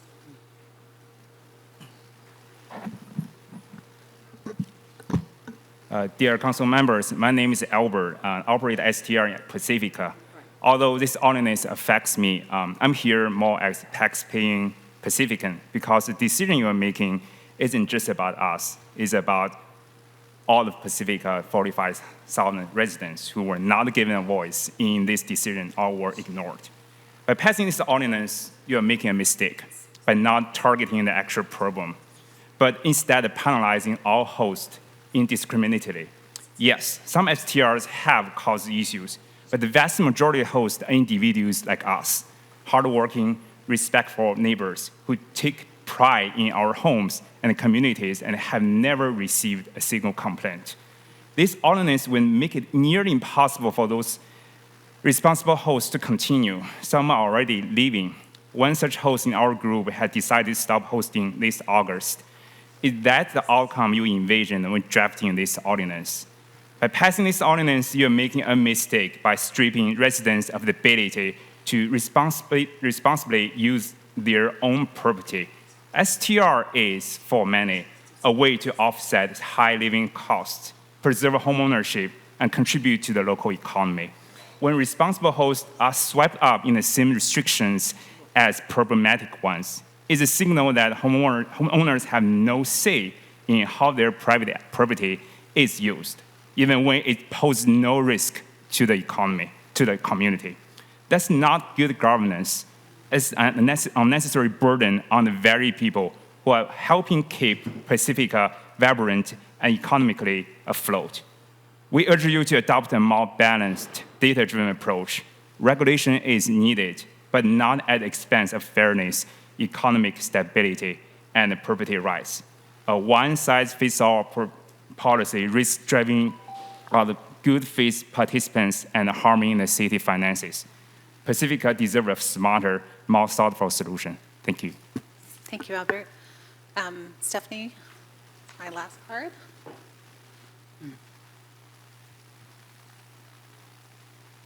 Thank you. First, I want to say thank you to the City Council and staff for all of your hard work. And I want to thank the City Council for, as has already been said, but I do want to just repeat it because you can't say it enough. Thank you for actually listening to those of us who live in Pacifica and are affected so deeply by the short-term rental, unhosted short-term rental problems that we have faced, especially for those of us in the coastal zone, which leads to my request that you please, please, please make sure that as soon as the Coastal Commission approves the ordinance, put it into effect immediately so we don't have to wait another over 2 years to have some peace back in our neighborhoods. The other thing, as has been said already, but I want to reiterate just to make sure it's really clear, is ensuring that the definition of hosted is very clear, and that does mean that there is a host on site from 11 p.m. to 6 a.m. during those quiet hours. That is truly what the definition, or at least a big portion of the definition of a host is of course that somebody is there for the visitors, for the vacationers. Other than that, there's always little things that we can tweak, but in general, it's a really good ordinance. I really appreciate all of the hard work. It's so heartening in this very complex political moment to see that our city can actually come together and work together with council, with citizens, and create something that can really restore our quality of life. So thank you. Thank you, Stephanie. With that, we'll go to the phone lines. I believe you said we had one raised hand. Oh, no raised hands. Okay, awesome. Well, then I will close public comment and bring it back to council. If I can follow up, we've had a lot of questions about the Coastal Commission and what happens to this ordinance after today. Could staff and maybe the city attorney tell us a little bit more about sort of what the next steps of the process are, when we might be submitting, about how long that would take, and then I think there was clarification from the city attorney previously that there are some things that we can put in place, but others we can't until we go back through the renewal period in October. So if you could clarify that for us too, please. Yes, thank you, Mayor Pro Tem. I'll speak to the implementation of the ordinance in section 9-44911, and then perhaps Director Updegrave can follow up on the timeline and other procedural requirements for filing with the Coastal Commission. So in 9-4.4911, it was, or I'm sorry, 9-44912, the section numbers changed. It was structured so that regulations that can be implemented with relative ease by the operator can be go into effect immediately, and that is true for areas in the Coastal Commission, in the coastal zone as well. So certain sections of the ordinance in areas within the coastal zone would go into effect immediately after certification by the Coastal Commission, but certain regulations that would change, substantially change the way the STR is operated and would require significant monetary investment and changes would not be able to go into effect until the time that the STR permit is renewed. And basically it's because that once a permit is issued, it's issued under the regulations that are in effect at that time, and the permit period is for 1 year. So if the Coastal Commission hasn't certified the ordinance at the time the permit is obtained, that operator has a reasonable expectation to operate the STR under that permit for the year period that the permit is issued and in effect. So just, and maybe you can give an example each way, but so something that would restrict the number of people or like the parking or something that affects their ability to make money, we cannot enforce until. Right, so some things that couldn't go into effect immediately is the parking. If somebody obtains an STR permit, but they don't have the ability to comply with the parking regulations, and then they have an expectation to use that permit for the year, assuming they don't have any violations or revocations, they can't come into compliance with the parking requirements, and so therefore that regulation would have to wait until the period of renewal. Okay. And what's one example of something that we can enforce? So let me see. So one example is the so some of the reporting requirements, the 4911 is the 49110 is the administrative regulations that goes into effect immediately. That's an example of a regulation that can go into effect immediately. Okay, thank you. And then perhaps Ms. Updegrave has other examples that she can provide. Thank you. I think Assistant City Attorney Bisano's examples are illustrative. I mean, we could step through what the others are. So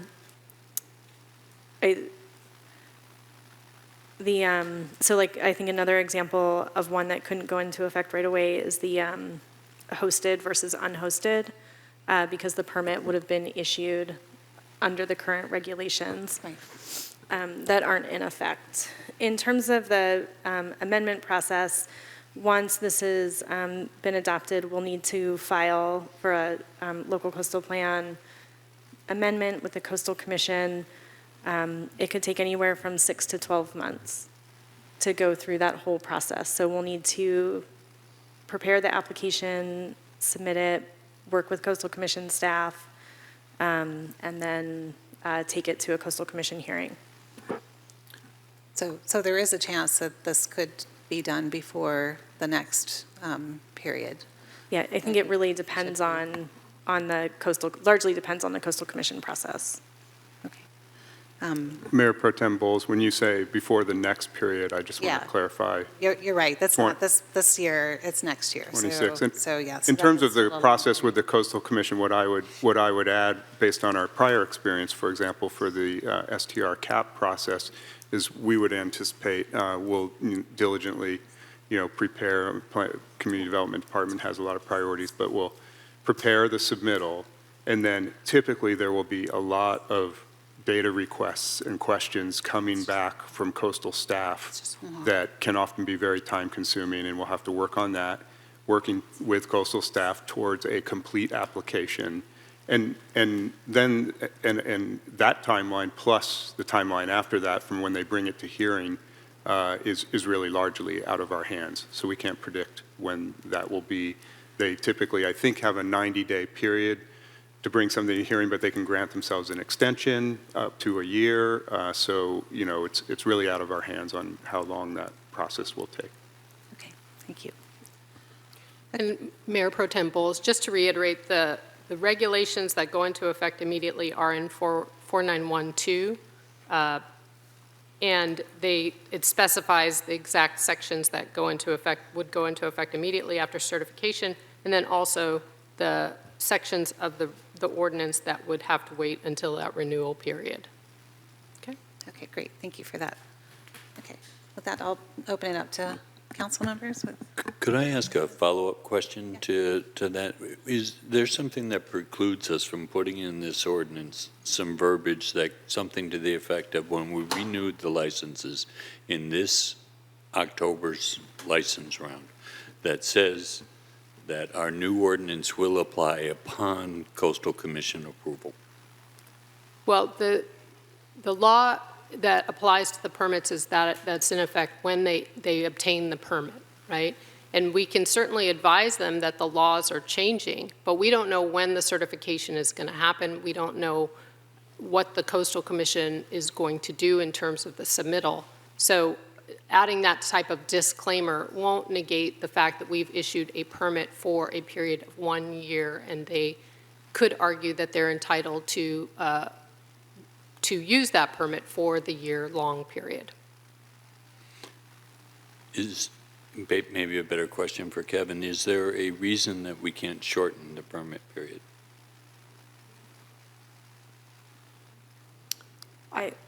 I think it's if I may, Councilmember Wright, I think it's the same issue where anything that gets issued this October is under the current rules as we have them.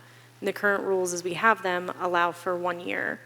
And so if council wanted to shorten the time period of the permit, it would apply in the non-coastal zones and still wouldn't be applicable within the coastal zone until certification and the end of the permit period. So essentially, you'd have the same problem. Okay. Well, I have a whole another long list, but I'm happy to let some others get some words in because I will talk too long. Councilmember Rear? Yeah, I'm curious if someone can clarify the whereases that were approved by the Planning Commission that aren't in the resolution. Yes, thank you, Councilmember Bear. The direction from the Planning Commission was to add it to the Planning Commission resolution, and those are located on packet page 648. So those were incorporated into the Planning Commission resolution as directed. And can I ask Commissioner Devine, was that your intention or the Planning Commission's intention that it not necessarily be in the ordinance and the whereases that we're approving, just in your own?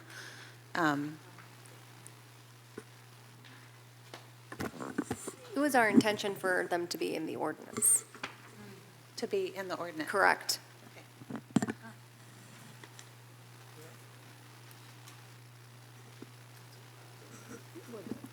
I mean, the request was, so maybe Director Updegrave, can you confirm again, and I recall, I was at the meeting, I recall clarifying with the Planning Commission Chair that that was to be included in the resolution, and that was confirmed by the Planning Commission Chair, and I believe a majority of the Planning Commissioners. That is how it was relayed, to add the whereas recitals to the Planning Commission resolution. Apologies, resolution. There could have been some confusion about, yeah. Okay. But if we chose, I mean, so I have those three written here from a member of the public, so I guess I haven't double-checked them with the resolution. But if we, as council, wanted to add those to the ordinance, is that something we can choose to do? Yes, that's something that the council can certainly choose to do. Okay.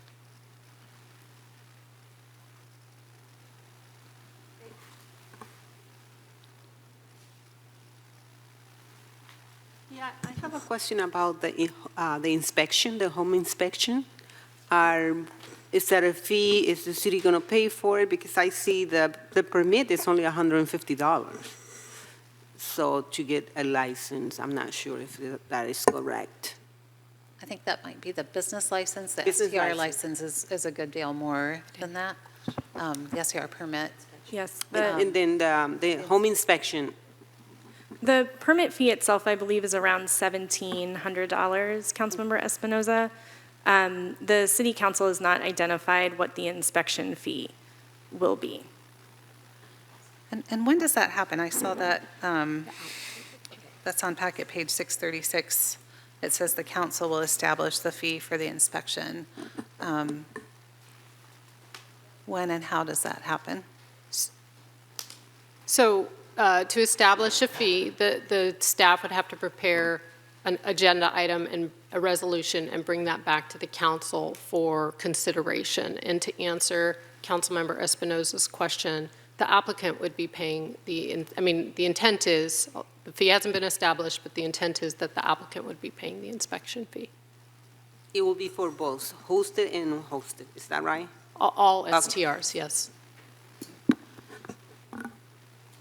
Okay, great. Thank you for that clarification. I'm going to go back to the whereases. I would think it would be helpful if we clarified what they are. Sure.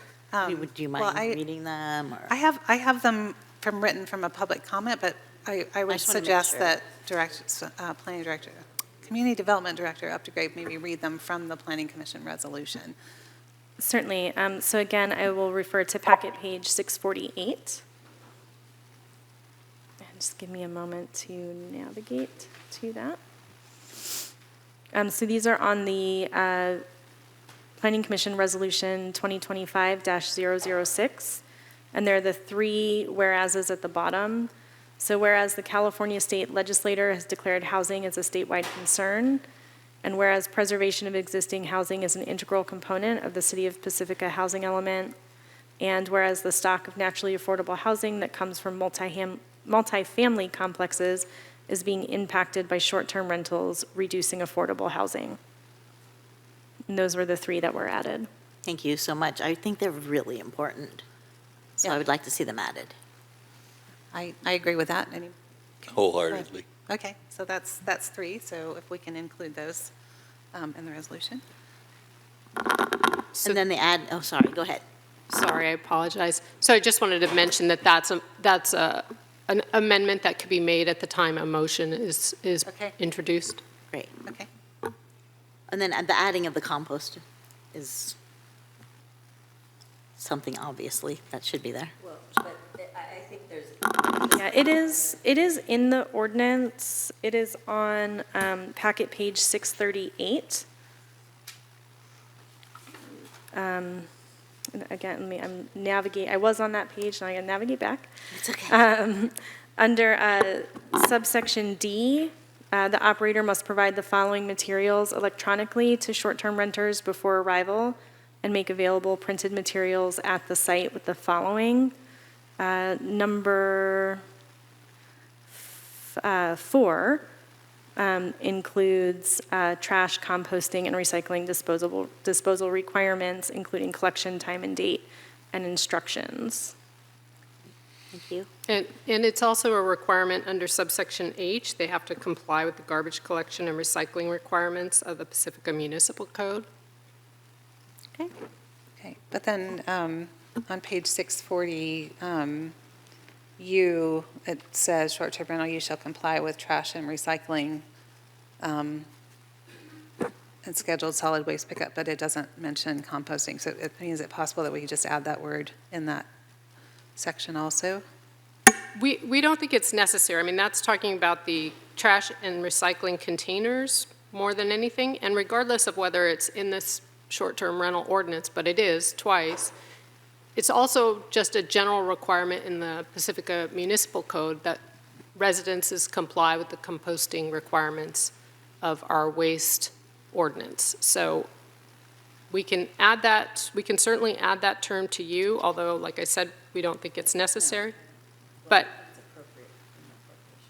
oh, Michelle says it should go somewhere else. I mean, it really is already included in the ordinance. The problem with including it in that provision is that provision is really dealing with the containers, not necessarily what goes in the containers. But we have a composting container that's separate than the other trash and recycling containers. It's covered elsewhere in the ordinance. Right. This is talking about trash and garbage containers. Okay, thank you so much. If nobody else will go, I'm glad to Go ahead, continue. I'll wait until, yeah. that's okay. I would love to hear from staff. Well, first, I guess I would like to say thanks also to planning staff, to staff, and to the public, too, for their patience on how long it's taken us to do this, and I'm glad that we're finally getting to the end. Could I hear a little bit about the parking requirements?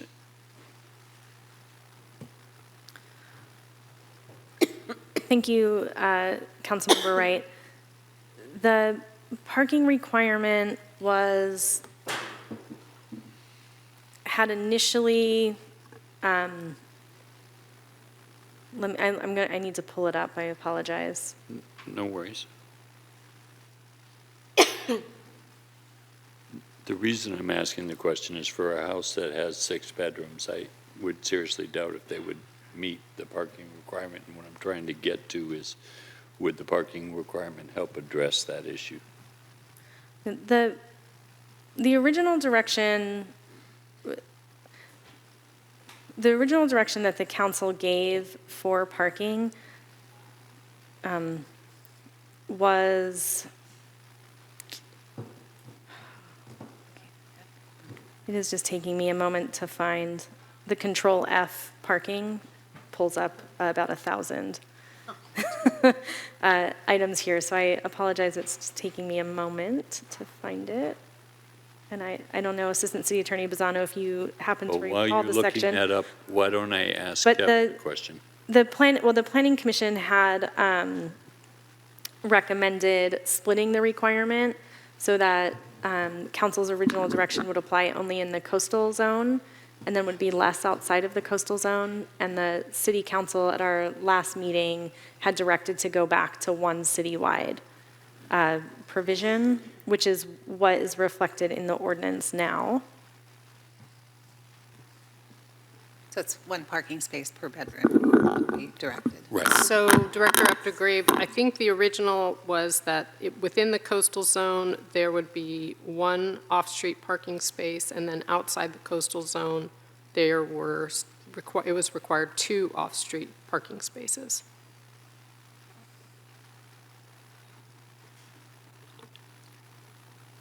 That's But period now or it's per the bedroom? same, it's the same.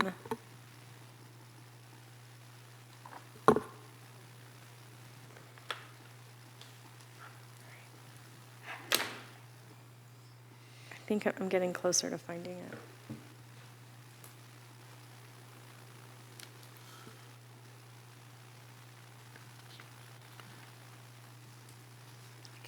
Okay.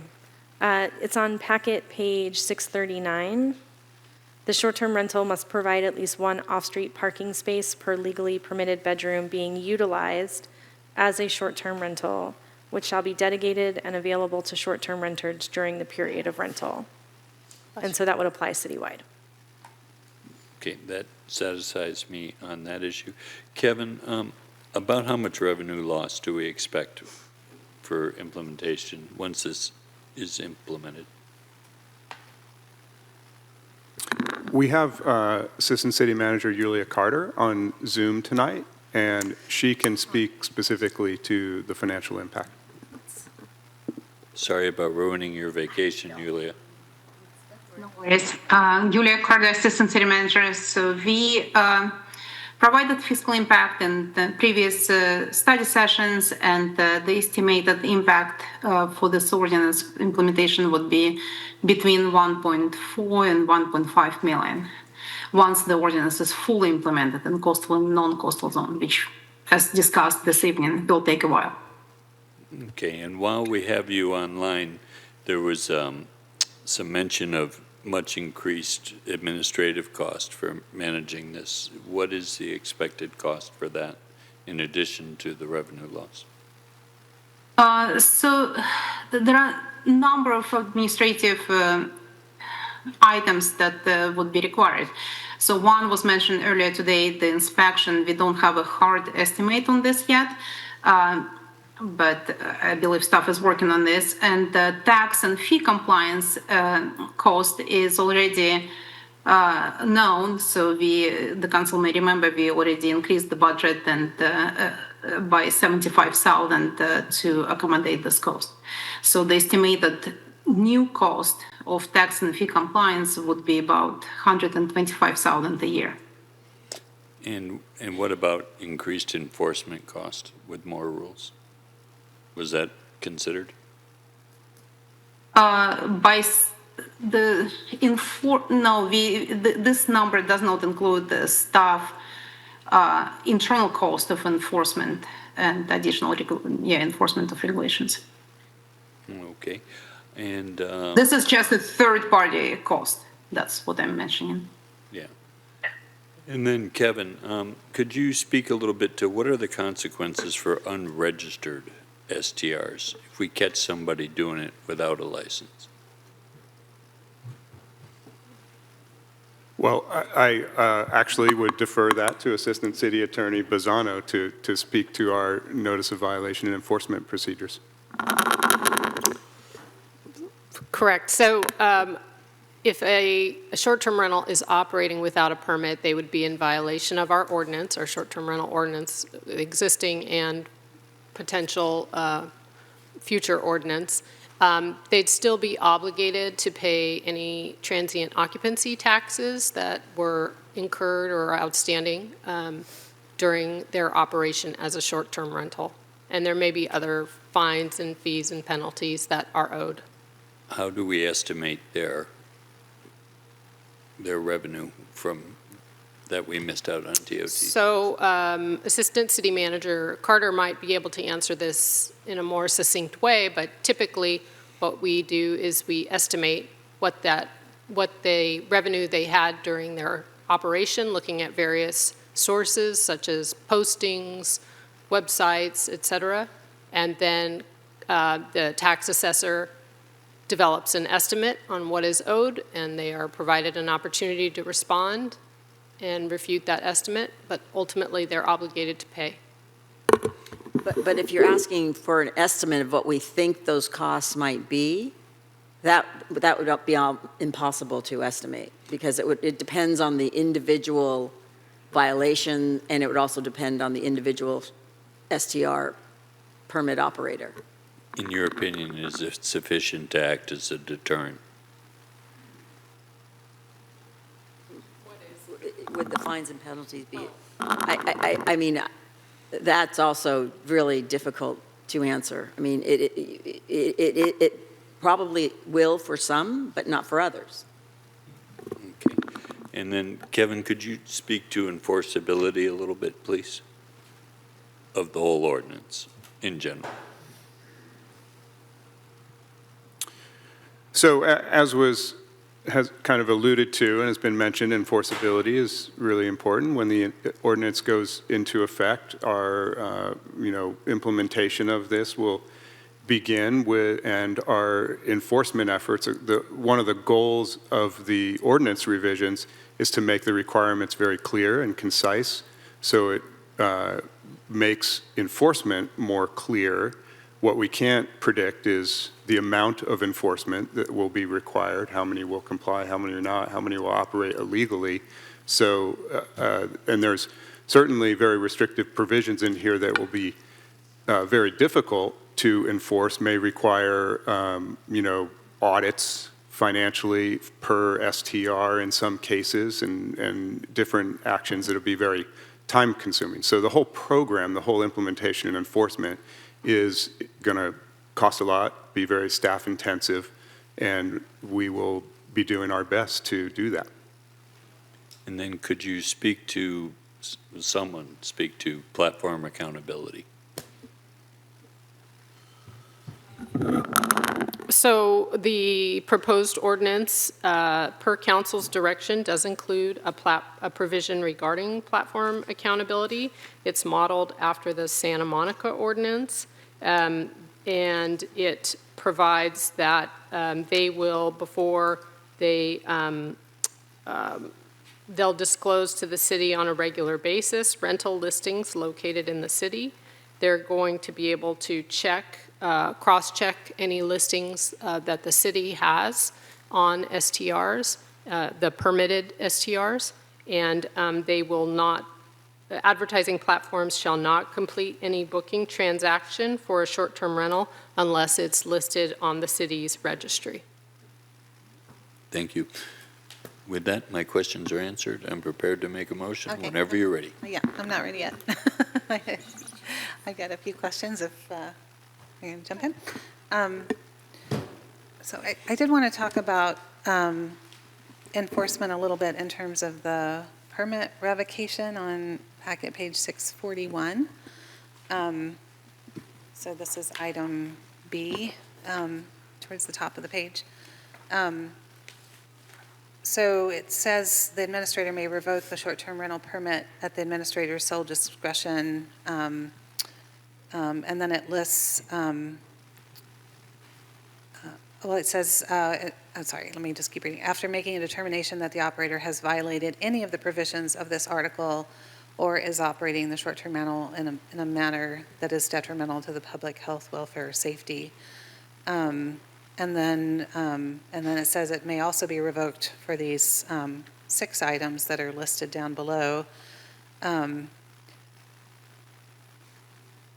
then item 3 says 2 violations of this article has occurred within the preceding 12 months. So it's a little confusing to me. Is it 2 violations of anything, or are there some instances where we're revoking with 1 violation if they've made a misrepresentation on their application, or there's a public safety issue, or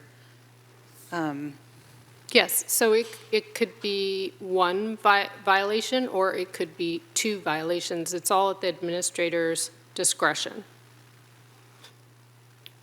Okay, does it seem confusing to you that the middle statement says 2 violations of the article when this is all part of the article that could be 1? Well, I think so the goal was to address as many potential scenarios as possible to ensure that enforcement, or revocation specifically, could take place. So there is a reference to after making a determination that the operator has violated any of the provisions of this article, so that could mean 1 violation, and the administrator would determine if the violation warrants revocation in that instance. Romanet number 4 or 3 speaks to 2 violations of this article within the preceding 12 months. So if there are 2 violations within 12 months, that is different than 1 violation. And in that instance, when there are 2 violations within the preceding 12 months, the administrator may also revoke for that reason.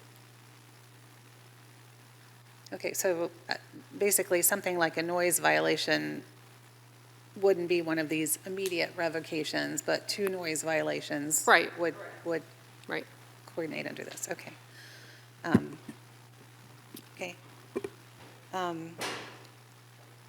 And then we've had a few comments about the definition of hosted, and this is on packet page 633. I know there's language further down about operating requirements of a host being on site, but would it be helpful in the definitions to also include that language? And this is item D, I think is what I wrote down. That's right. No. Yeah. Where is that? So typically, we don't include any regulation language in the definitions. The regulations are in the operating requirements or the permit standards, et cetera. So that's not where we would enforce a violation. The definitions provide just that, definitions of terms. The regulations are in the body of the operating regulations or the permit requirements.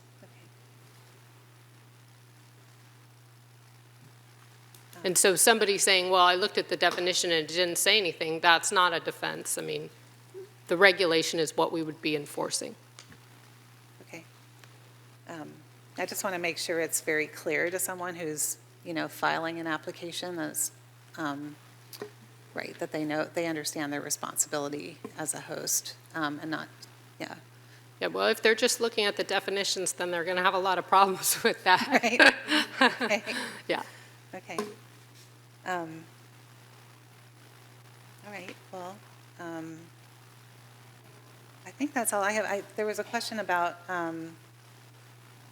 reporting back to council too, and obviously, this is our try at an ordinance, and, there might be things that come back, but when do you think, so assuming this goes effect, well, it's going into effect in October or November, I guess, outside the coastal zone, when would be a reasonable time to know if it's working and how enforcement is working, what the challenges are? I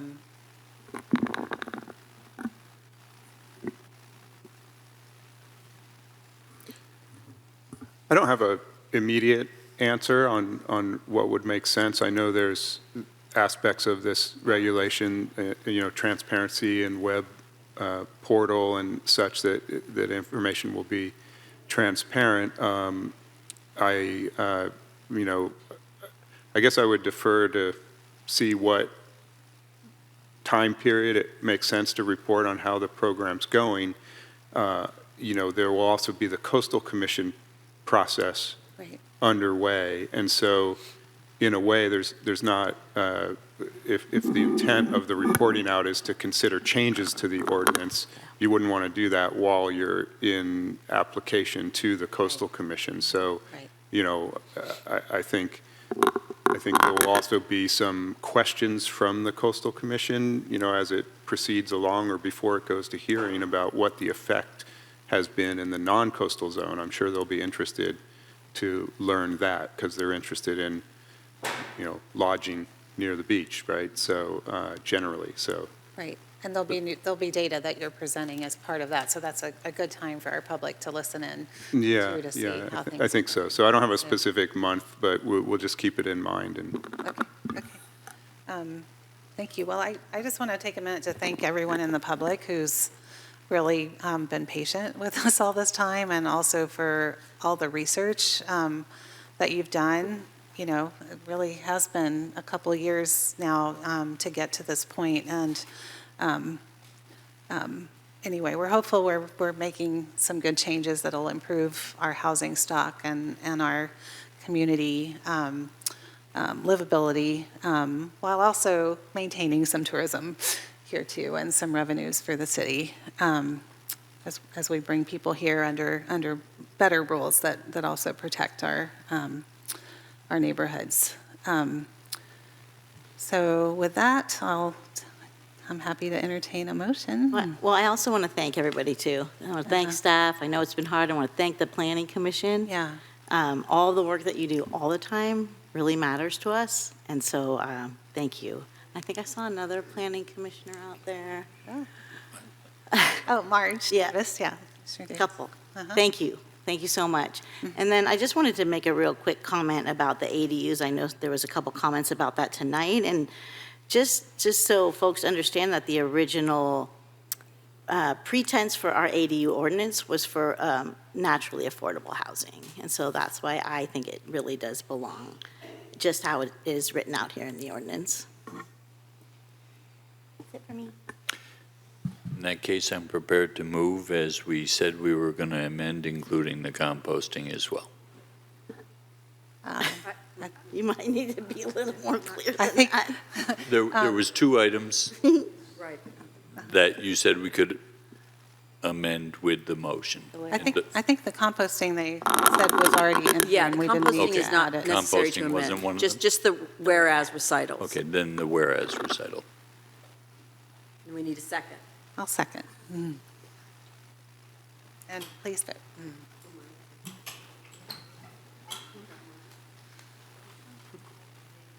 Oh, no. Yay. And with the motion as amended by Councilmember Wright and seconded by Mayor Pro Tem Bowles, the vote passes 4-0 with Beckmeyer being absent. Thank you, everybody. With that, I'm going to suggest a 5-minute recess before we go on to the next item. Thank you, everyone. Recording stopped.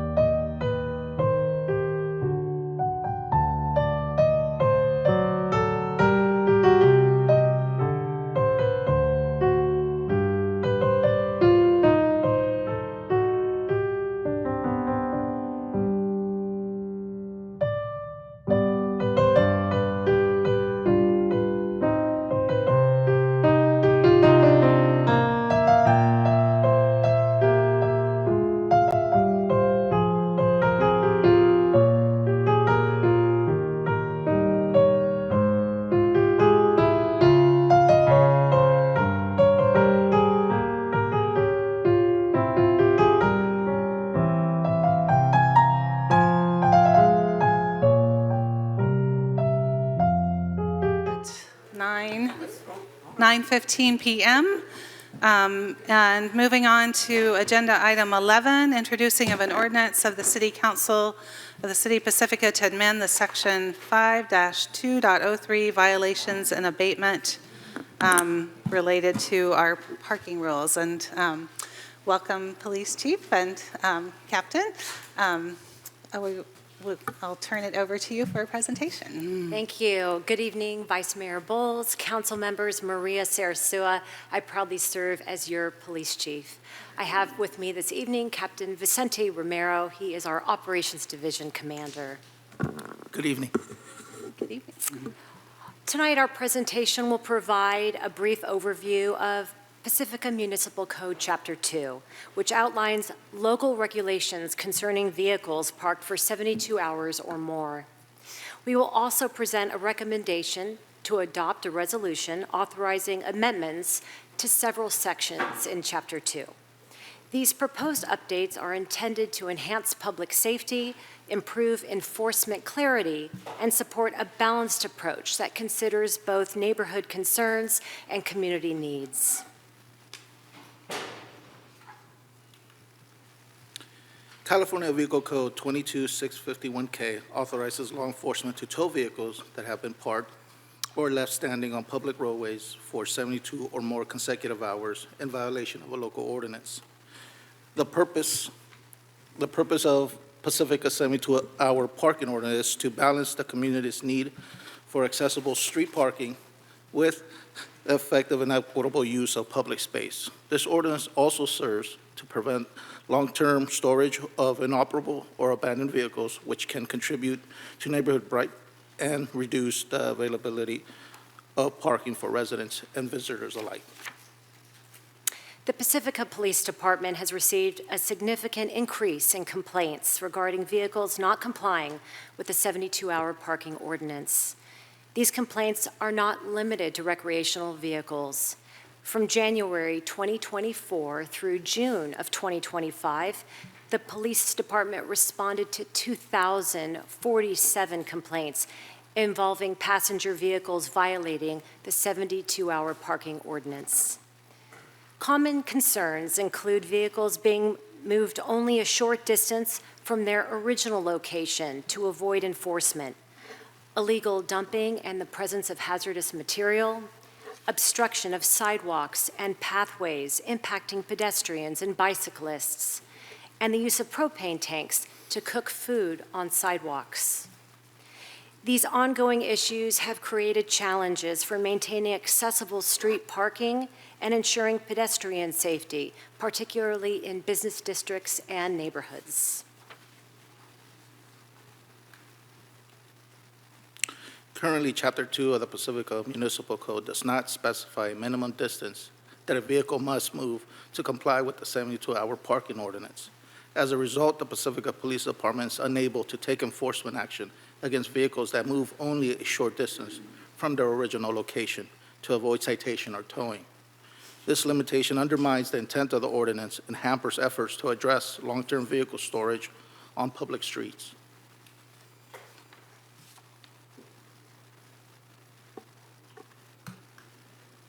Currently, Chapter 2 of the, okay. Under the proposed amendment, a vehicle shall be deemed in violation of the 72-hour parking limit if it has not been moved at least 1,000 feet from the original location where it was parked or left standing for 72 consecutive hours. Additionally, a violation would occur less than 24 hours after being moved if the vehicle returns to within 1,000 feet of the original parked location. This clarification is intended to close enforcement gaps and prevent vehicles from circumventing the ordinance by making minimal or temporary movements. This proposed amendment seeks to streamline the process of abating vehicles parked in violation of the 72-hour ordinance by replacing the currently required pre-towing abatement hearing, which is not mandated under California law, with a more efficient warning notice requirement. Under the revised process, a warning notice must be issued at least 72 hours prior to towing, providing the vehicle owner a clear instructions and an opportunity to comply. The notice will also specify that the vehicle must be moved a minimum of 1,000 feet to avoid enforcement action. To maintain due process, if a hearing is requested, the decision of a hearing officer will be final. This update aims to reduce delays, increase clarity, and align local procedures with state law while maintaining fairness and public transparency. In closing, the Pacifica Police Department will continue to take a compassionate, service-oriented approach when enforcing the 72-hour parking ordinance for individuals experiencing homelessness. Every contact is an opportunity to provide outreach, informational resources, and referrals to local support organizations such as the Pacifica Resource Center. This collaborative and empathetic approach reflects the department's commitment to balancing community concerns with respect for the dignity and challenges of our unhoused neighbors. Thank you. Thank you. City Manager Woodhouse, I'm sorry, I just noticed that you were going to introduce the item. Is there anything that you'd like to add? Okay. Are there any council clarifying questions? I'm happy to wait till after a public comment. Okay. All right. Well, then I will open public comment, and if anyone online could raise your hand. I'll take stock after the first public commenter in the chamber. So I have Suzanne Moore, followed by Joyce Toomey.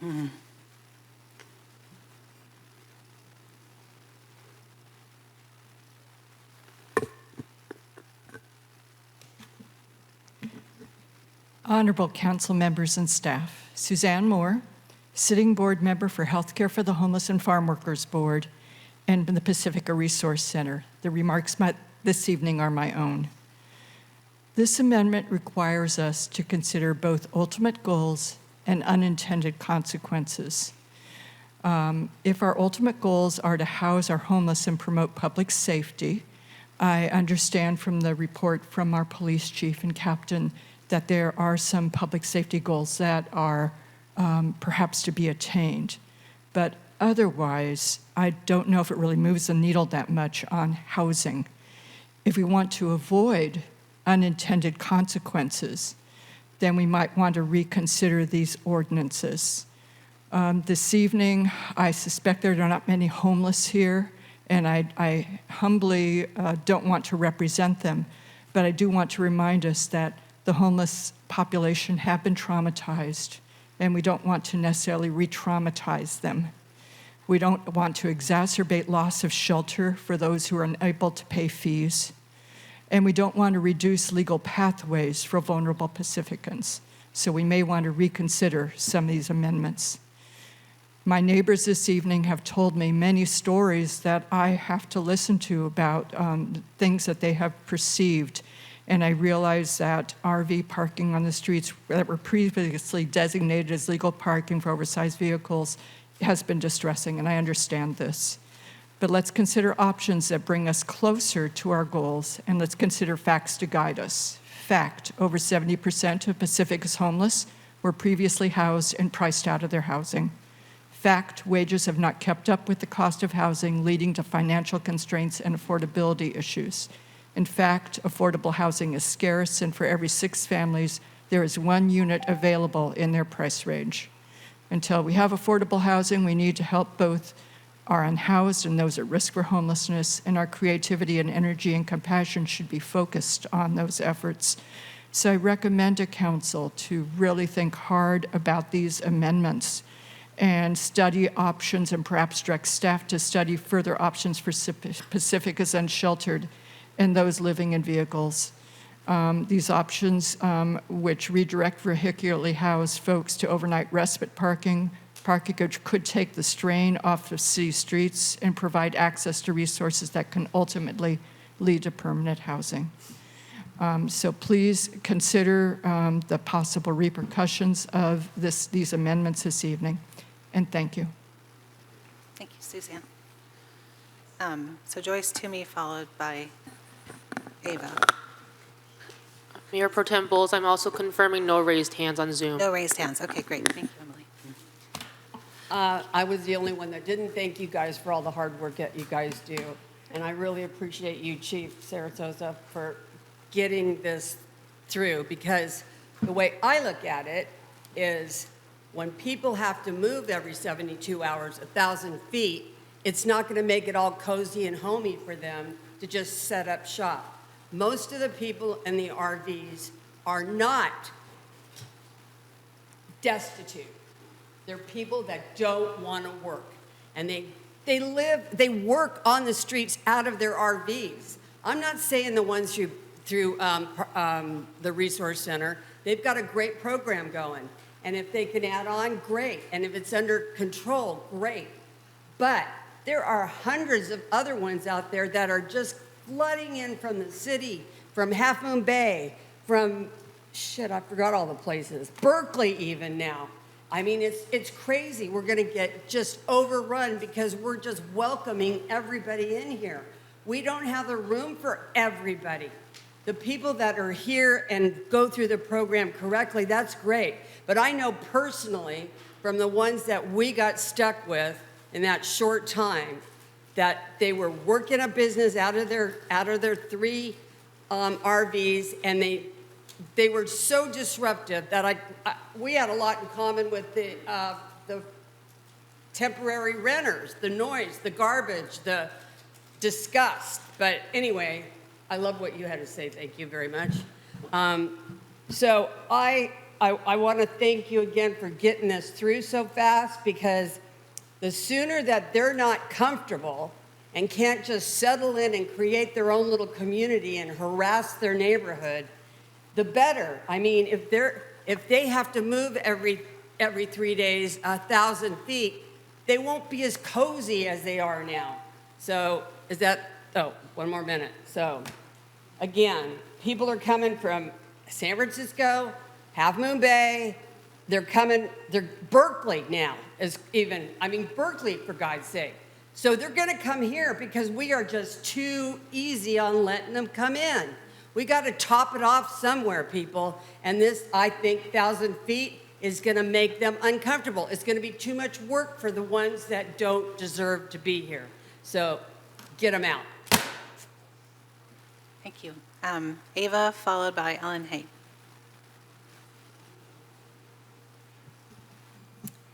Good evening, council members. So with regard to the Could you speak into the mic a little bit? Oh, yeah. Thank you. Can you hear me now? Yeah. Okay. I think so. Pacifica council members, so with regard to the 72-hour parking ordinance for the If she could speak into the mic, it'd be helpful. No, I asked her to. She moved Okay. it. But Is this better? oh, that's a little better. Is it a little bit better? Go ahead and start over. Sorry. So regarding, can you hear me now? Is that better? Yeah? Oh, okay, like practically kissing it? Yeah, Okay. practically kissing, So weird, yeah. okay. So regarding the 72-hour parking ordinance for the OSVs, if the requirement does move to 1,000 feet from their original position, would like to find out if the language currently used on the police department 72-hour notice, if these forms would indicate, excuse me. So the language that's currently used on the police department 72-hour notice, the forms indicate that the vehicles must move a short distance, but does not specify what that means. So for example, short distance could mean 2 inches, 2 feet, or 1,000 feet. So basically, we just want to know if there's going to be any clarification on whether these forms will be updated to reflect the new 1,000-foot relocation requirement, if that goes in effect, to avoid confusion and ensure consistent enforcement. More importantly, we would like to address the issue of Paloma Avenue's inclusion on the OSV parking map. We are formally requesting that Paloma Avenue be permanently removed from this map. Additionally, there was mention that the OSV parking designation for Paloma Avenue between Sierra Terrace and Oceana Boulevard was scheduled to expire on a certain date, but may have been extended. And to our knowledge, no communication was made to the residents regarding this extension, nor were we consulted. As a resident of the East Sharp Park neighborhood, I feel our community has been left out of discussions and decision-making around OSV parking in our area. Given how close Paloma Avenue is to local schools and daycare facilities, we believe residents should be directly involved in deciding whether OSV parking is appropriate for our neighborhood, especially for the safety and well-being of the children who attend Oceana High School and nearby daycare centers.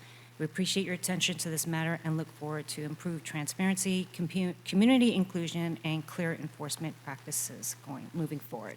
Thank you. Thank you, Ava. The last card I have is from Ellen Haig.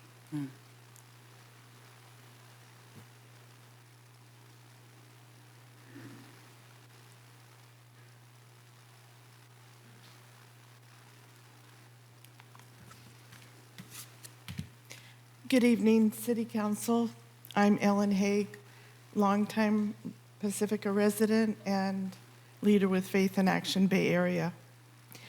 Regarding the proposed amendments to the ordinance for vehicles parked for 72 hours, I would ask that you seriously take into account the concerns in the neighborhoods and the many unintended consequences for unhoused members of our community. As you well know, affordable housing is scarce. The majority of Pacifica residents that were previously housed were priced out of their homes.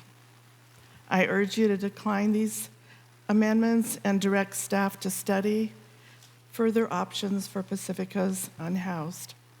Thank you. Thank you, Ellen. And with that, I will close public comment and bring it back to council.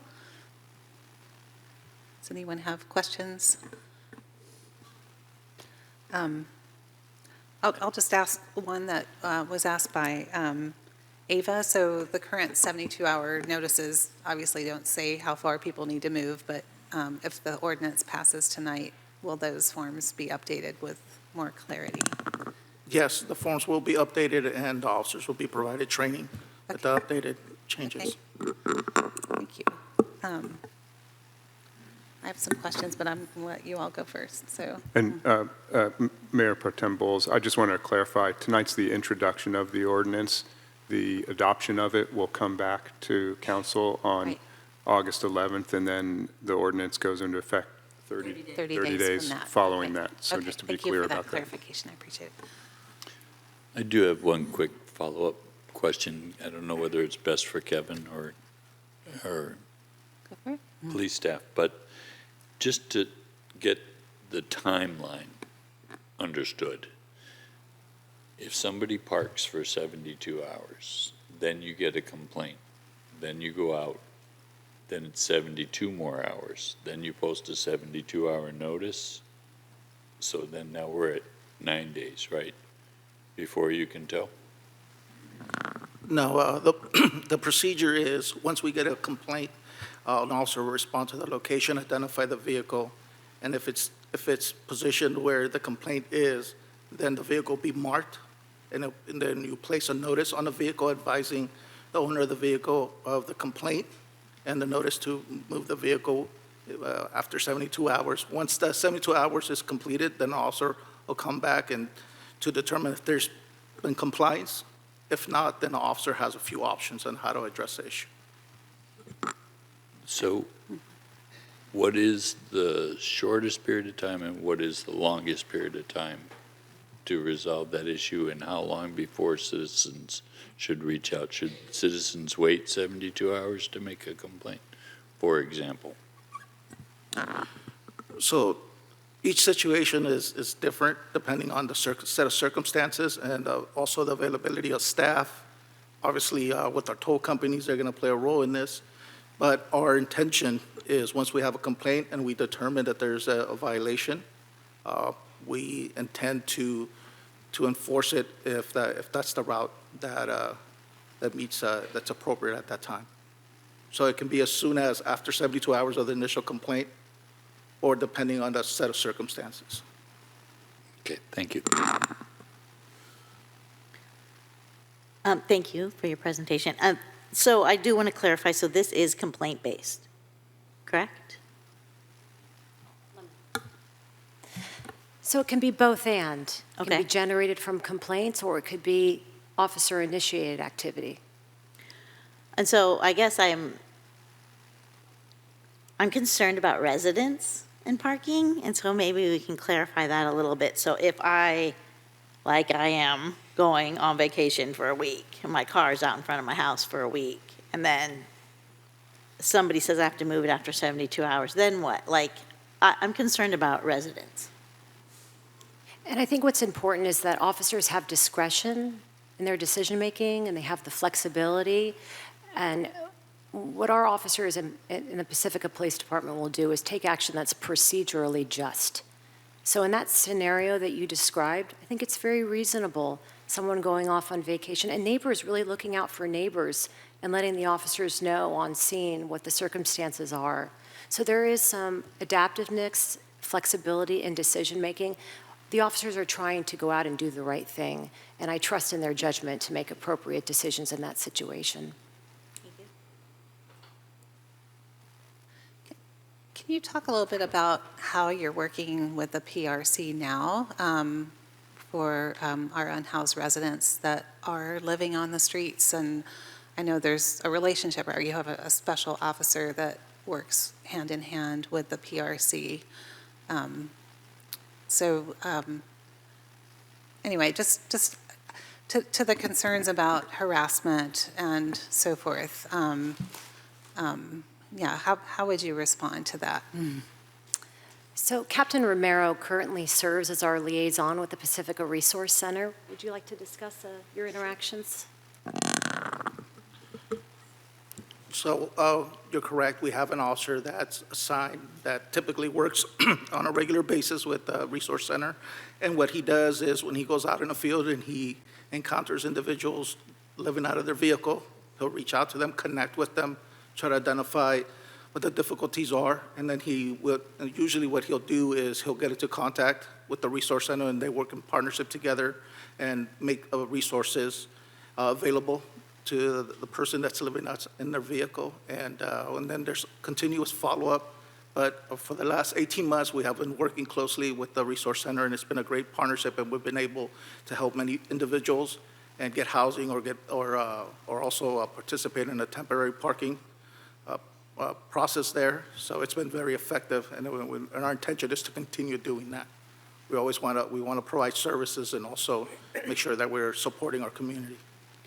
So if you see a vehicle that you know the PRC is working with, might your approach be a little bit different, or would they somehow be notified also so that we're not, immediately, it's just such a burden, right, for someone who is unhoused. And, I mean, I've talked with the director, Anita Reese, before, and, her feeling was that, the vehicles should move because they should be maintained and operational, and, and so that's not necessarily an undue burden to have to move, but to make sure, I don't know, if something breaks down on their car or whatever, right, that they're trying to get something fixed, but it doesn't get towed unnecessarily, that's a huge cost, to then bring it out of that tow lot.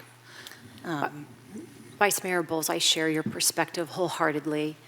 And rest assured, our police officers apply a trauma-informed approach to these interactions. I would describe these interactions as deeply caring, as we consider ourselves to be members of this community, and we understand the vulnerabilities that exist with those experiencing homelessness.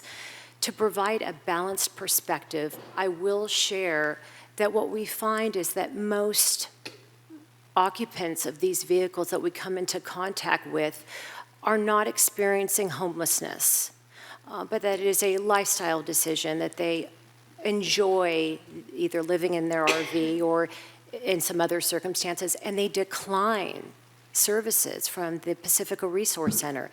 They're not interested in the temporary safe parking program, for example, or any other type of assistance. So just to provide a balanced perspective, I would say that where the perception is that most of the occupants that we come into contact with are experiencing homelessness, that is not what we are finding in all circumstances.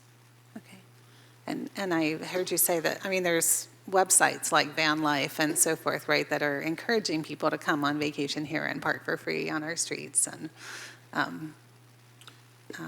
so, yeah, yeah. So like you say, a lot of the numbers that we're seeing are not because of the unhoused in our community necessarily. Yeah, I appreciate that. If I could add to the chief's response, I want to be clear that the intent is that we will be enforcing this 72-hour ordinance change, regardless of the vehicle. But in that process is where the officer discretion and collaboration with the PRC comes into play. And if there's a case, it's going to be a case-by-case basis, but there may be a case where the individual, before being cited, needs some assistance to move their vehicle. Yeah. But vehicles need to move, and they can't return within 24 hours within 1,000 feet of that location. That's the ordinance. It needs to be applied evenly across, the entire city. But there's that individual discretion and compassion and work with the PRC that the police department engages in. And just to add to that, in addition, we also have protocols in place that the police department will be following to provide additional due process for those vehicles that are in fact unhoused, meaning that, there are other ways to address the unhoused who will be towed using this ordinance. And can you clarify a little Well, bit more? in terms of there will be warnings, there will be, to what the chief has said, there will be warnings in place. And in that warning period, there will be attempts to connect these people with services, to find out what their needs are, to work with them. Okay. And it's not an automatic tow, is it? No. Thank you. And so the typical. Yeah, that sounded harsh, so it was like, it kind of threw me off a little bit. So, yeah. So the typical procedure would to at least make them aware of the services that are available at PRC, or at least give them the contact information for PRC. Yes, we have dedicated community service officers that go out and attempt to make contact with the occupants and provide services for them, explain to them what some of the options are. In one circumstance I could share, the occupant just asked for a gas card, and the Pacifica Resource Center was very helpful and provided that, and they were able to move on their way. So again, just applying a reasonable, balanced approach to trust our police officers to use their discretion to behave and perform their duties in a just and responsible way, I think is what we're aiming for here. And out of privacy concerns, are you allowed to, when you receive a complaint, pass on that information about that particular vehicle to PRC, or is that a privacy issue? No privacy issue exists there. And is that your typical policy, or does that just fall within officer discretion? Well, we respect the wishes of the occupant as well. We consider them to be members of our community, and if they refuse services, we respect those wishes. So again, depending upon the circumstances, the information that the officers receive during the call for service, they'll make the decision about whether or not a referral is appropriate in that circumstance. Okay, thank you. And I assume that you work closely with the outreach team at the resource center, right? Because the outreach team is really important, just to be able to have that relationship building with folks who are living in their vehicles. I guess our concern is that we displace these people or stress them out even more than what they already are. So I do believe that the community, and that's what we want to make sure that they are taken care of. Our Pacifican resident or related to Pacifica are taken care of.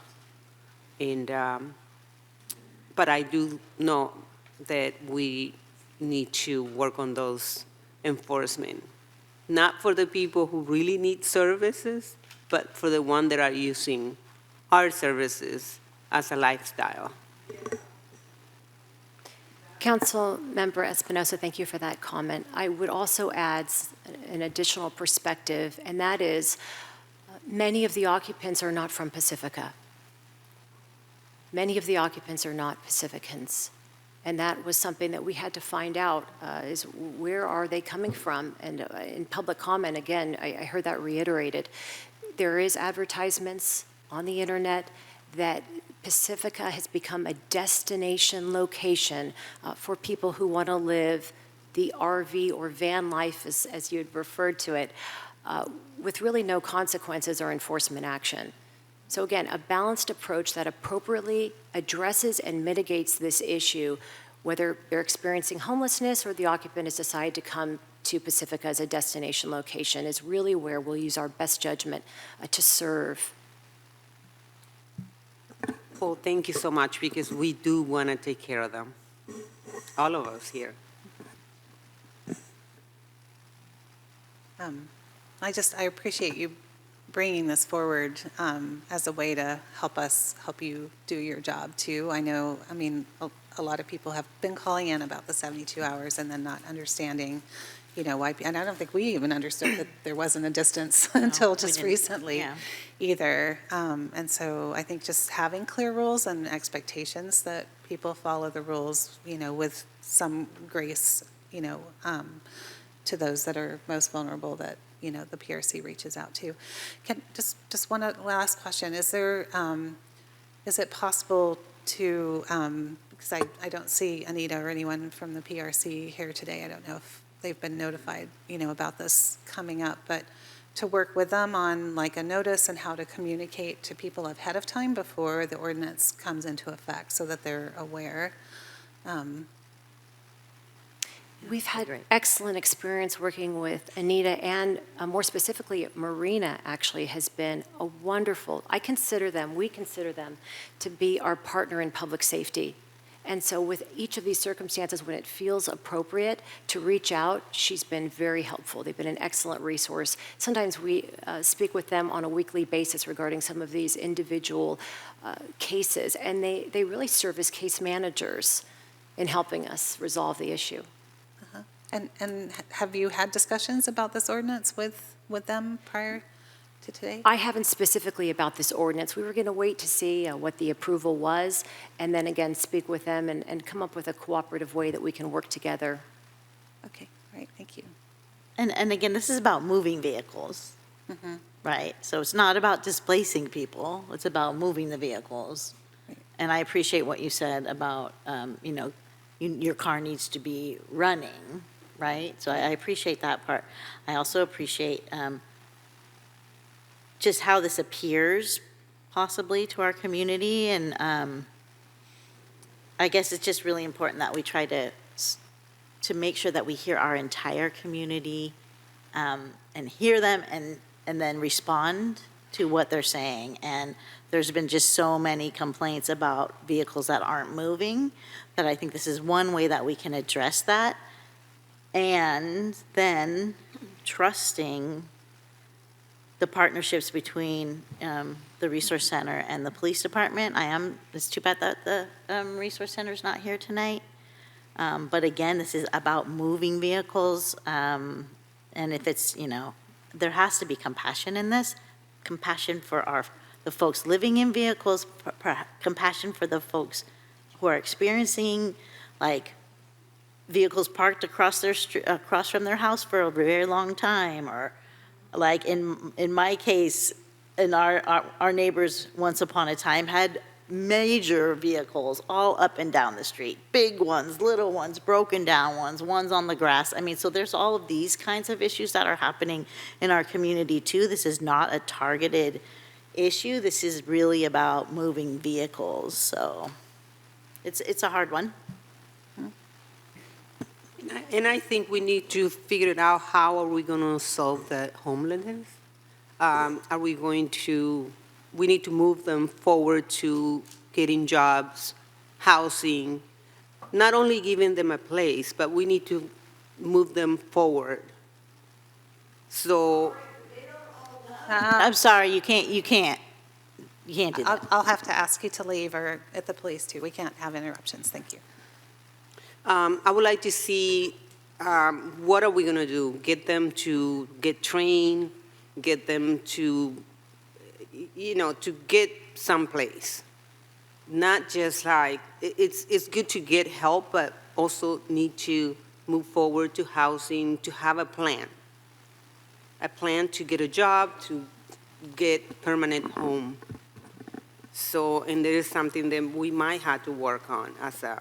Well, and those are things that case management is for. Right. That's what case management at PRC is for. Are there, like, can we apply for a grant or something like that to help them? I mean. I think that's outside of what we're reviewing today, but the PRC does a lot of that really good work. Okay, well, if there are no other. One more quick one. So I take it you do agree that this is an important tool for you to use to help balance the needs between the housed community and the van community. Would you say that's true? It would be helpful to have this distance be codified. It would provide clarity for both the occupants of these vehicles and the members of the residential community that's being impacted by this. It would also allow our officers to have more clarity around their enforcement practices as well. Okay. I'm willing to entertain a motion. Oh, or we're not moving. I'm sorry. No, there is a proposed action. Yes, it's to introduce the ordinance and waive the first reading.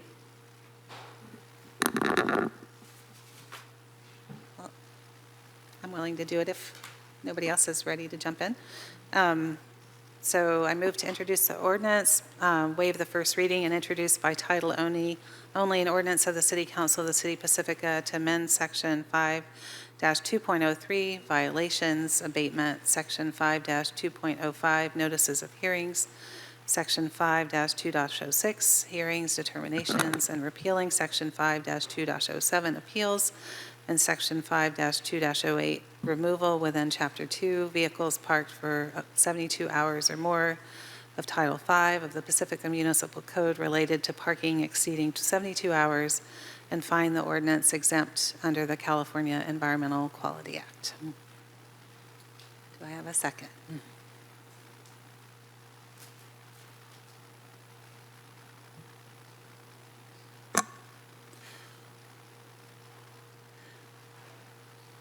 Do we have concerns about this that we might still need to discuss?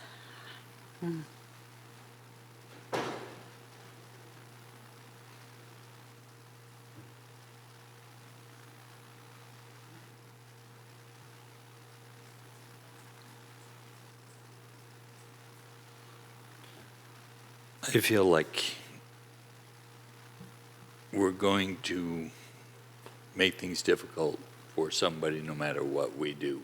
I have heard the public speak very loudly about how much of a problem this is for them. I can imagine how much of a problem it is if they were parked across the street from my house. At the same time, I do have some empathy for them, so I don't feel comfortable seconding it. I'm happy to take a vote. I am not willing to second it.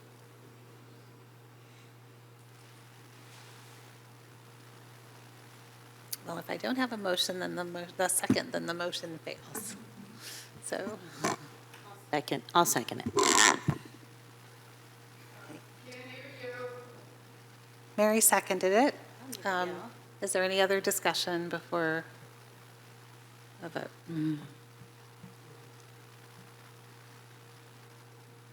Okay, well, please vote. So there's a motion made by Mayor Pro Tem Bowles and seconded by Councilmember Beer. And with that and no further discussion, we're ready for a vote.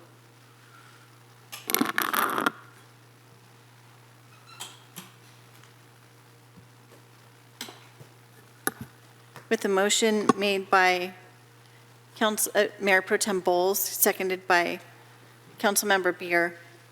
The vote to introduce the ordinance passes 4-0 with Beckmeyer absent. Sarah, does it matter that the names in the votes? The vote light for Espinosa is offset from what it's displayed on the board, but the board reflects the 4 yes votes. Thank you. And Mayor Pro Tem Bowles, we're coming upon that 10 o'clock hour, and we have 2 items left. Council, it's City a big Clerk. one, but we've gone through it before. So how does council feel at this point? I think we can finish by 11. We can always extend a little bit later if we need to, but I know we don't want to. I would say that would depend on how expeditious the Mayor Pro Tem chooses to proceed with this. I think I have it organized, so I think it could go quickly. I do. Trust. Okay. All right, we'll continue then. We think we can finish by 11. Okay, so I will welcome up Management Analyst Brooks, Community Development Director Updegrave, Project Manager Brittany Hernandez,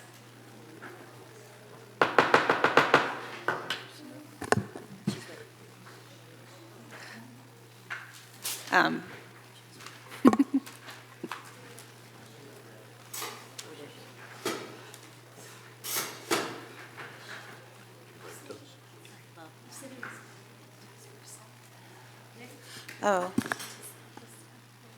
yeah. I think Monica needs to sit on the dais. That was an issue the last time.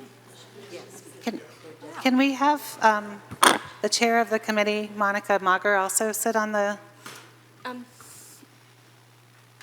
She'll be responding from Okay, that was an issue the last time though, because we had to keep opening and reopening public comments, and That was per the city attorney. can we not have the chair of the committee also sit on the dais so that she can talk freely? And We normally only have the planning commission or, who are designated liaisons. But if the council would prefer to have, the chair of the task force present, that's not our normal protocol. But if it's not, it's just how we normally handle it. But if you'd like to do something. I would prefer for her to be here because it was very awkward with having to reopen and close public comment the Well, last time. it wouldn't be, you could always call her up and have questions asked at the dais. It's up to the council. I think for the amount of questions that they may see, it might not be fair to ask her to stand the whole time. Yeah, we'd love to have you join us, Monica. Thank you.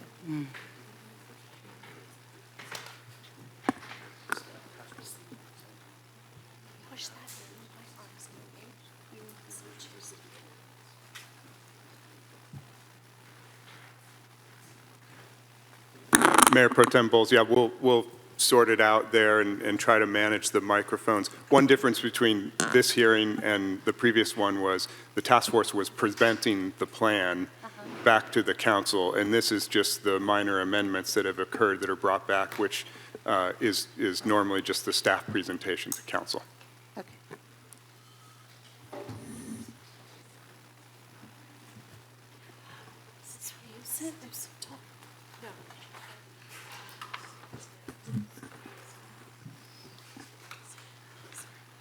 Well, welcome everyone, and thank you for cozying up and making room. And whenever you're ready, Elizabeth.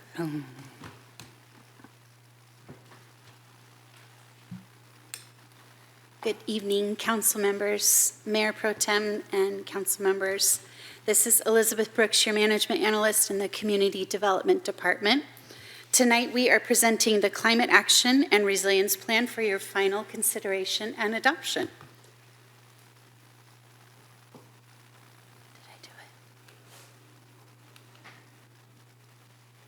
Will I So here's our roadmap for the presentation tonight. I'm going to briefly recap Council's direction from our last meeting on May 27th, describe the revision process since that meeting, summarize the key revisions made to the draft plan, and conclude with staff recommendation. You could go ahead, Sarah, or should I click? Thank you. On May 27th, Council expressed overall support for the draft plan's framework and proposed actions, and provided important feedback on operational feasibility, implementation clarity, and the legal feasibility of certain proposed actions. Council emphasized the need to clarify the plan's advisory role as a guiding policy document rather than a legally binding mandate. Council also directed staff to update narrative references throughout the draft CARP to reflect that the city's local coastal land use plan, LCLUP, is now certified, and to adjust or reposition specific actions in the draft CARP that overlap with or should instead support or defer to the LCLUP and its adaptation strategies. Finally, Council approved renaming the plan to the Climate Action and Resilience Plan, or CARP. Sarah, please. Since that meeting, staff revised the draft CARP based on Council direction. The revised version was then reviewed by the CARP Implementation Subcommittee, who's the smaller body that at the last meeting were given permission by the larger task force to speak on behalf of the task force. They provided additional feedback, including additional text edits and comments. During that process, there were two actions identified, R2.10 and R2.11, where the task force's recommendations differ from staff's, and we will cover those momentarily. We'll just wait for the city clerk, and we'll go to the next slide. Thank you. Tonight's summary is organized into 4 areas. There were general text and formatting changes, updates to what we're calling disclaimer language regarding the legally binding nature of the document, revisions to the action tables, and a look at those 2 actions I mentioned with differing recommendations. Can go ahead. There were several general clarifications and refinements made throughout the document. These included adding context for the plan's name change, strengthening disclaimer language, clarifying language on resilience, adaptation, and LCLUP integration, and improving guidance on timelines and implementation procedures. We also made minor non-substantive adjustments like renaming CAP to CARP throughout, clarifying action leads in the action tables, and refining some minor narrative flow. For the purposes of this presentation, I'm presenting just a summary of those revisions, but the full list of changes was detailed in the staff report and also shown in the red line comparison, which was Exhibit A to the resolution. Now,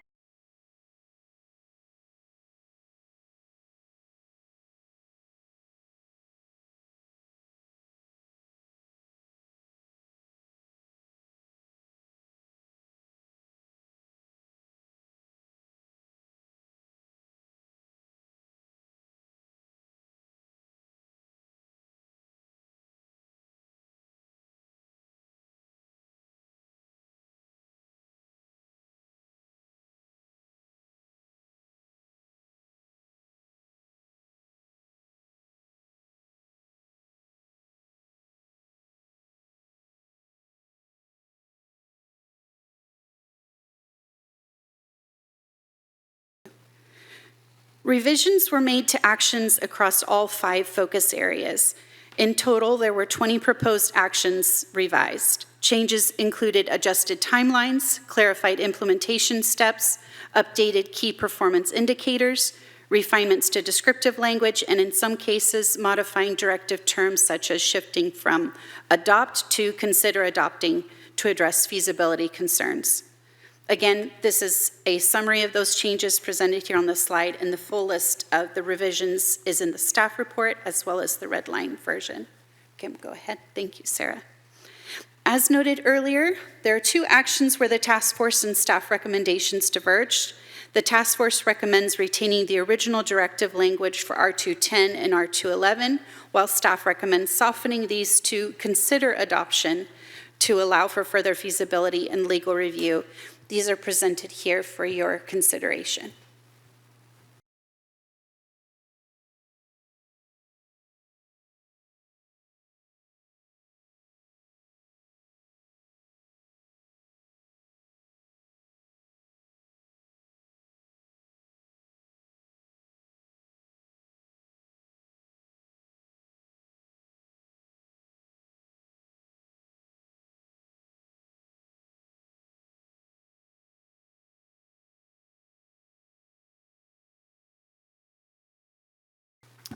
Thank you. Thank you very much. And thank you for all of your work together in this intervening time to find agreement on most things. Are there any council clarifying questions? After public comment, except thank you very much to the task force. Okay. Well, then I will open public comment. I have 3 cards currently. If anyone else wants to speak, go fill out a card. We'll figure out how many people we have online. Please raise your hand if you're online, and after the first commenter, we'll count those cards. Those raised hands. So I have Cindy Abbott, followed by Michael Wallman.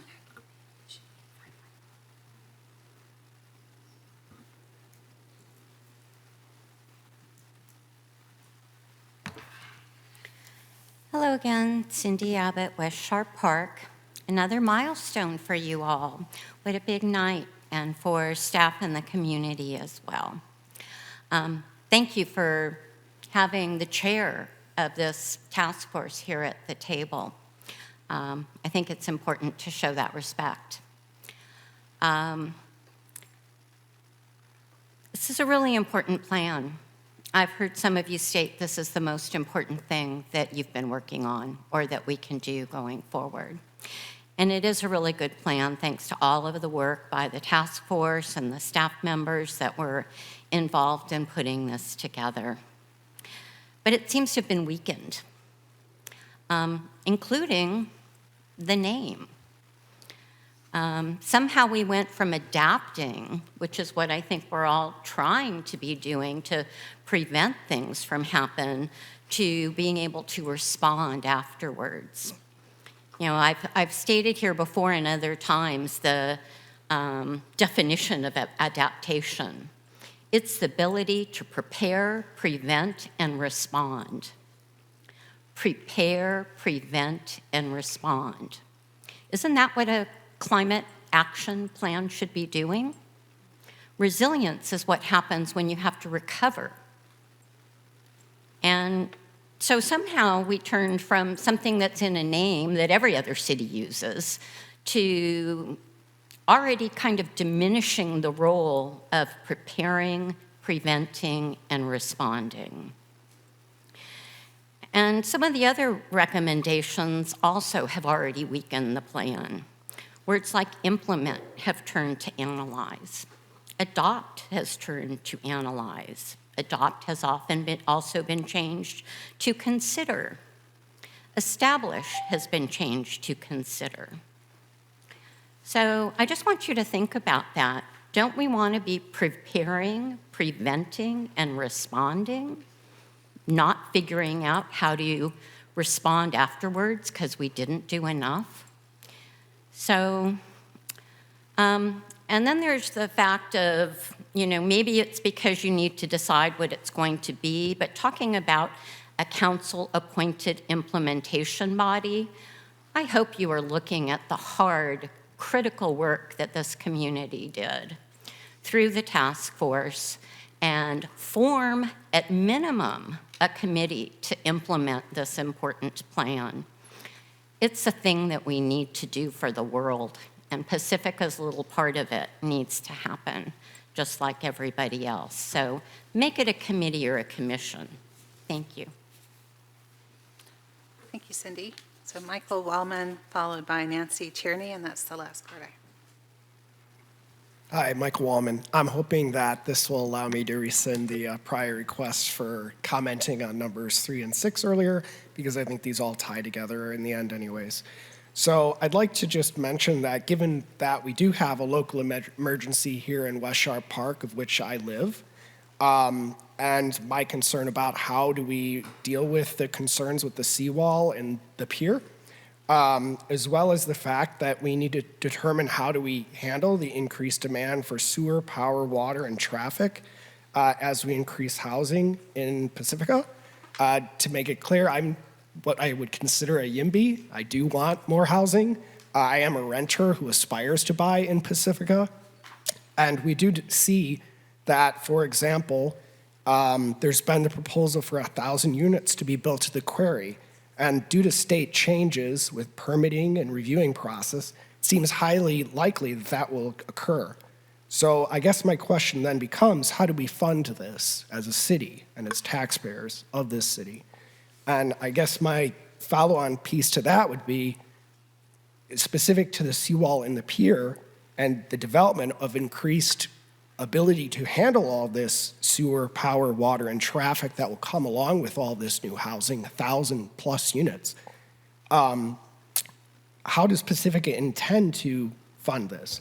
Will Pacifica be able to work with San Mateo County, the state of California, the federal government, perhaps have a local bound measure to fund this, or potentially monetize the pier?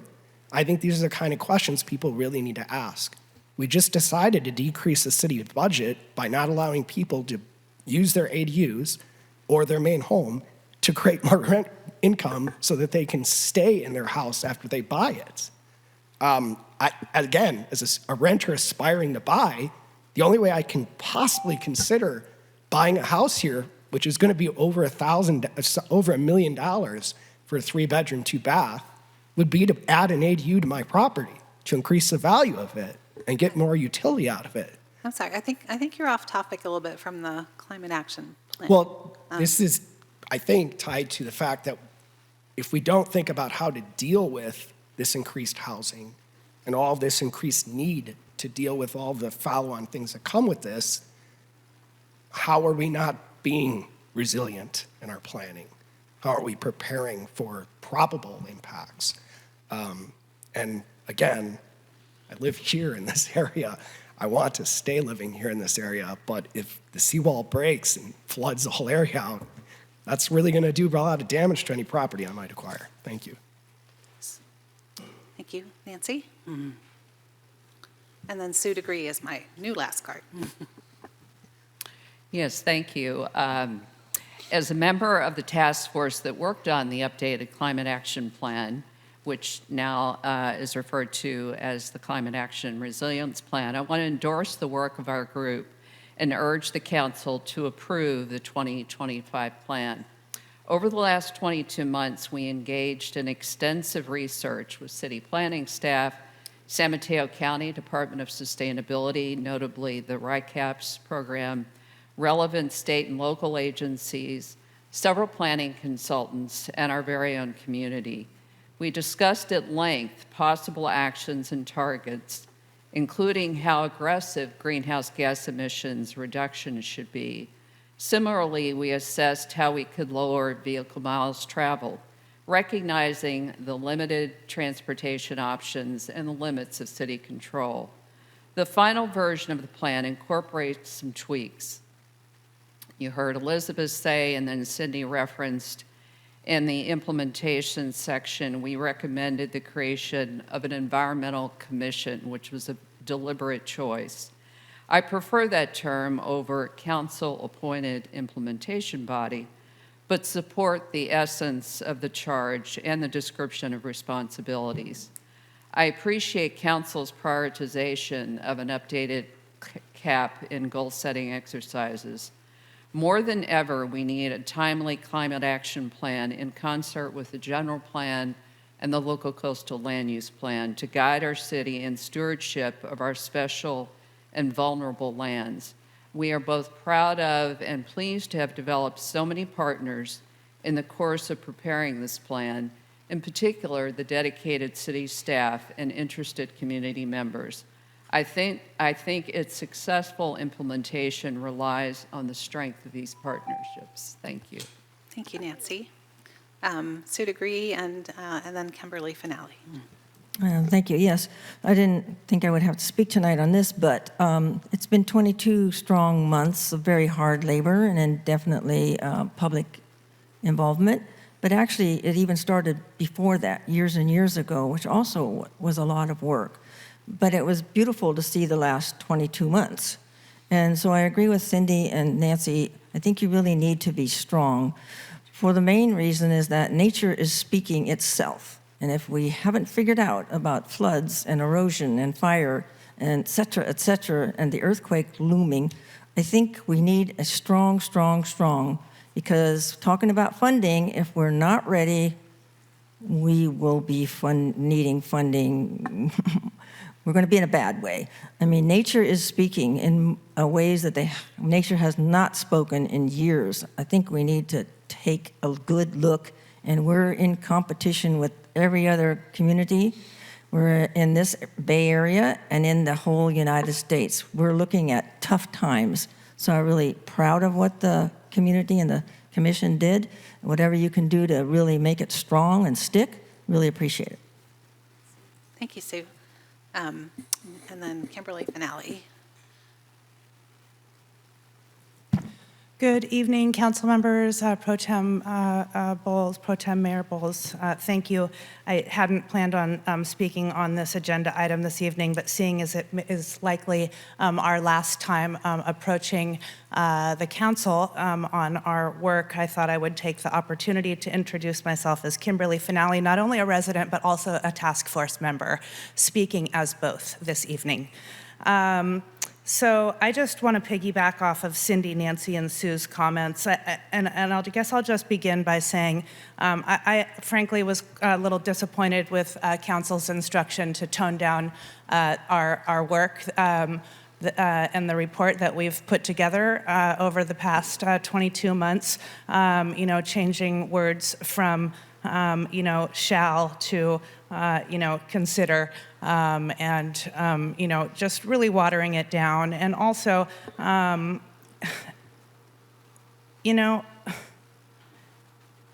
city of Pacifica went through this over 10 years ago, and that climate action plan sat on a shelf for 10 years collecting dust. If this plan isn't given some shalls,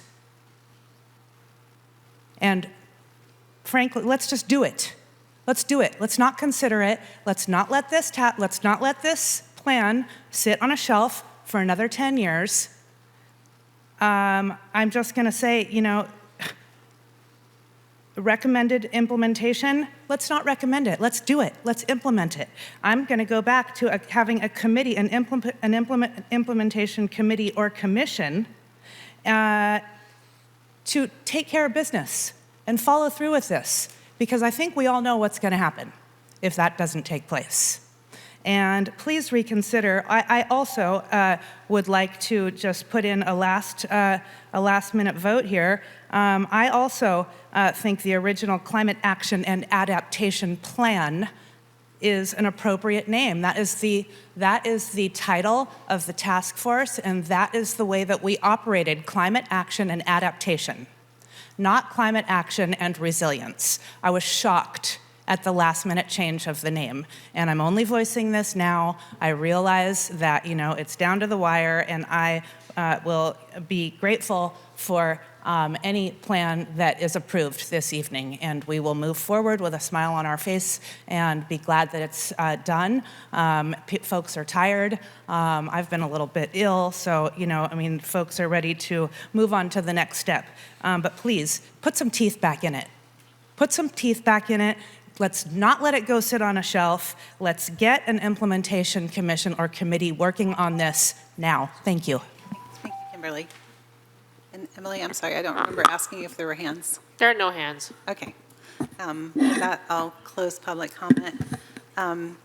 If I can just ask a question to Monica, the chair. So I understand, staff sent staff gave you all revisions, I think late last week, if I'm not mistaken.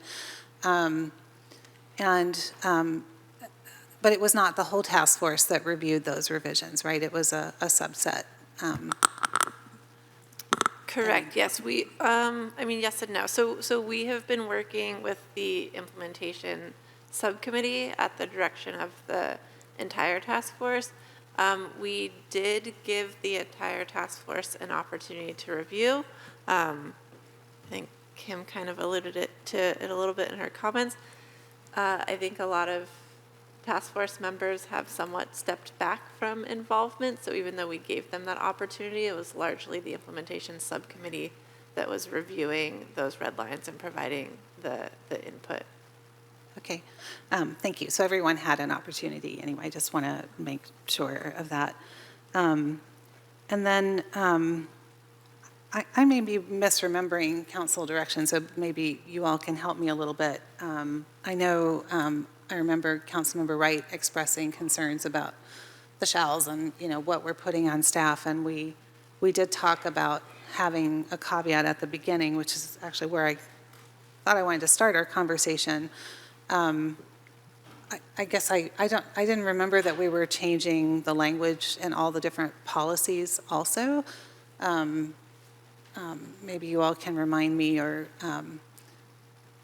has that actually happened? I know there are two policies that you disagreed with staff, but throughout the rest of the document, has other language been changed that waters down to a couple of the public commenters from establish to consider, adopt to consider, implement to analyze? Has that been changed all throughout the document? Thank you, Mayor Pro Tem Bowles. There are a handful of places where the action verb at the beginning of the action plan item was recommended to be changed. Of the 20 actions, I think it is about 5. I'd need to go through real quick to see. There are the zero NOx E1.6 and E1.7. Additionally, E1.5 was revised so that the beginning verb goes from implement or adopt to analyze the viability of. Additionally, there's one in the transportation and land use section, T2.1, that went from create policy to analyze the viability of creating policy. F3.1 is in the food and consumption section, went from establish to consider establishing a food recovery program. I've lost count with my reading. And then there were the ones that are in dispute, R210 and R211. So that's 6 or 7? I didn't count. Okay, so maybe we can just go through those so we can remind ourselves what they were, and then we'll go into the 2 where there was disagreement. And those are listed, if it's easier, packet page, they begin packet page 711, and those go through the red line revisions, and you could see that's a little easier at a glance to see where those changes happened. Okay, thank you. And perhaps can someone remind us of why the name was changed from climate action and adaptation to climate action and I really want to understand that too. Yeah, the recommendation began with our consultant, Rincon Consultants, and that went to the task force for consideration and discussion, and they acted as the body to approve that change. The reason being that not the intent of the document certainly, but the actions and the scope of the document are more in line with resilience practices rather than a full-fledged, if you will, adaptation plan, which would include things that are actually going to be done through the local coastal land use program, extensive technical studies and hazard studies that were not included in the scope of this document. So to not preclude that work from being done, but rather acknowledge it's being done in another city document, their intent is to recognize that this document's scope is more about resilience. There is some adaptation, but it's not that technical capital A adaptation plan that people issuing grants or other bodies might be looking for if this document was titled an adaptation plan. Yeah. Okay, thank you. And feel free if you have a follow-up question to that, Mary. And I just wanted to confirm that, so when that was brought to us the last time, it had the name change, is what I remember. And so the task force did, as a body, approve that name change, right? Before it came to council May 27th, the task force had already approved that that name could be changed, and they recommended also. Yeah, that was important clarification, I think, just for everyone. So Yeah. thank you for that. Yeah, okay. Are we going to go through? Or? Well, okay, so let me just tell you my thoughts. So my thought was to start with the disclaimer language at the beginning, which is something I think came from Councilmember Wright more than necessarily the rest of us. And that's on, it was in the presentation, but it's on packet page 867.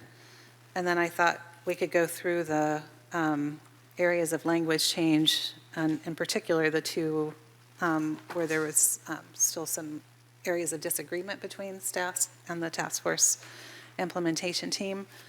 And then we can go through what other questions are about the different policies we have, just so we can focus and make decisions along the way. That was my thought, if that's okay. So perhaps if you can bring that slide back up that had the language from the summary.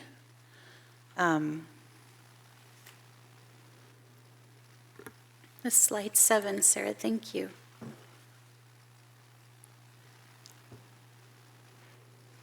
These are also outlined in, or the summary is in packet page 712 and 713. The disclaimer language appears in the summary section on page 8 of the CARP, as well as a blurb in how to read the action table section on page 26. And then towards the end of the CARP on page 50, there's some additional language. Though they landed in those places as like it lended itself to that with narrative flow. Okay. And this first paragraph is sort of at the beginning, right? Sort of summarizes direction and process. So that's what I was kind of focusing on. Does this language help alleviate your concerns, Councilmember Wright, that you brought up at the last meeting? Yes, it does go a long way towards alleviating the concern of not making promises that we have no way of keeping. Okay. And then Councilmember Beer, I know you had concerns about weakening some of this. Are you okay with this language being added? I'm okay with this language, yes. Okay. Yeah. Okay. The one thing that I really want to talk about is the council-appointed body. Okay. That I'm very, Okay, I have let's put very that on strong the list. opinions about that. For that, for sure. Okay. Do you have any concerns about this language, Mike? Okay. I have a suggestion on this language. I appreciate that it says, so these recommendations offer a range of strategies for the City Council to consider each year through its annual strategic goal-setting process, with implementation decisions guided by legal, financial, and operational feasibility. I'm fine with that, but I just want to make sure we don't lose sight of the goals that are in this document, which are about reducing our greenhouse gases. So I would like to suggest adding, as well as yearly targeted greenhouse gas reduction goals. At the end. At the end of that. The end of the sentence? Yeah. I have no problem with that. I'm in favor of the goals of this. This is the most incredible piece of work I've ever seen the committee do. I've heard stuff from regional bodies about how good this piece of work is. It's not that I'm not in favor of it. It's just I don't want to promise things that we don't have the money to do. I want to say that we have goals that we're trying to meet, and these other things might come in the way, but I don't want these to be the only things that come in the way to be the only things that we're considering, right? So just making sure that we're shooting for the goal of reaching our greenhouse gas Yes, targets as much as we can. I like that. All on board with that. Okay. What is the language specifically that you want included? So what I was going to suggest adding is as well as yearly targeted greenhouse gas reduction goals. We can say as identified. Can I ask a clarifying question? Where? Where do you At want the end of that sentence, the top phrase. It would be on page 8 of the cart, at the end of the statement on the slide here. At the end of the red lines here after feasibility, Mayor Pro Tem, is that where you're thinking? On Yes. those lines? Uh-huh. Clarifying question, GHG reduction targets as determined by who? So would that be the TBD task force group that is making that recommendation to council at goal setting? Is it staff? And maybe we take out, well, I don't know, I don't know, I'm sorry, I take that back. I don't know that we have yearly goals, right? We have overall goals, so maybe take out the word yearly, but as well as targeted greenhouse gas reduction goals as identified in the. Mayor Pro Tem Bowles, I assume you saw the last sentence in that paragraph, which just says, adoption of this CARP commits Pacifica to take action to reduce GHG emissions and adapt to climate change, making Pacifica an even more beautiful and healthy place to live, work. I did see that, it just, again, just the part that bothered me is just that says implementation decisions are only guided by those three things. So I felt it was important to add that there too. So you mean guided by? As well as, forget yearly, as well as targeted greenhouse gas reduction goals. So we're not saying specifically what they are, but just that we're trying to meet our goals as part of our decision. And that we're talking about it and reviewing it on an annual basis. Yeah. Okay, is that okay with other people? Do you need to see it? If staff's okay with it. Range of strategies. I mean, I don't see any problem with that revision. Okay. Okay, great. Just a small edit to have it make sure it's greenhouse gas emission reduction goals, just so it's consistent. Add the word emission. Yes, Okay. thank you. Okay. I'm good with that.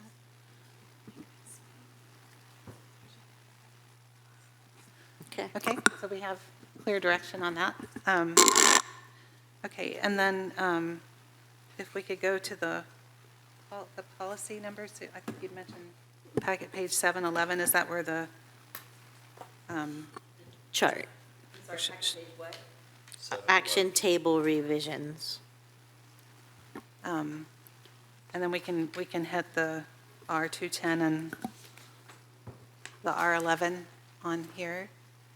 So yeah, if you could just point us through where the language has changed. It's the red line. If you start at package page 711 with E 1.3, that's the first action that had edits. I believe the first one in this table that had edits to that beginning action word is E 1.5, and the 3 following that. Okay. So actually, E 1.5 is about reach codes, which is something I wanted to talk about a little bit more. Too. So some of us are aware of the new state laws that were put in the budget reconciliation bill with SB 130 and SB 131, and that includes AB 306, which limits municipalities from creating new reach codes starting this year for a 6-year period till 2031.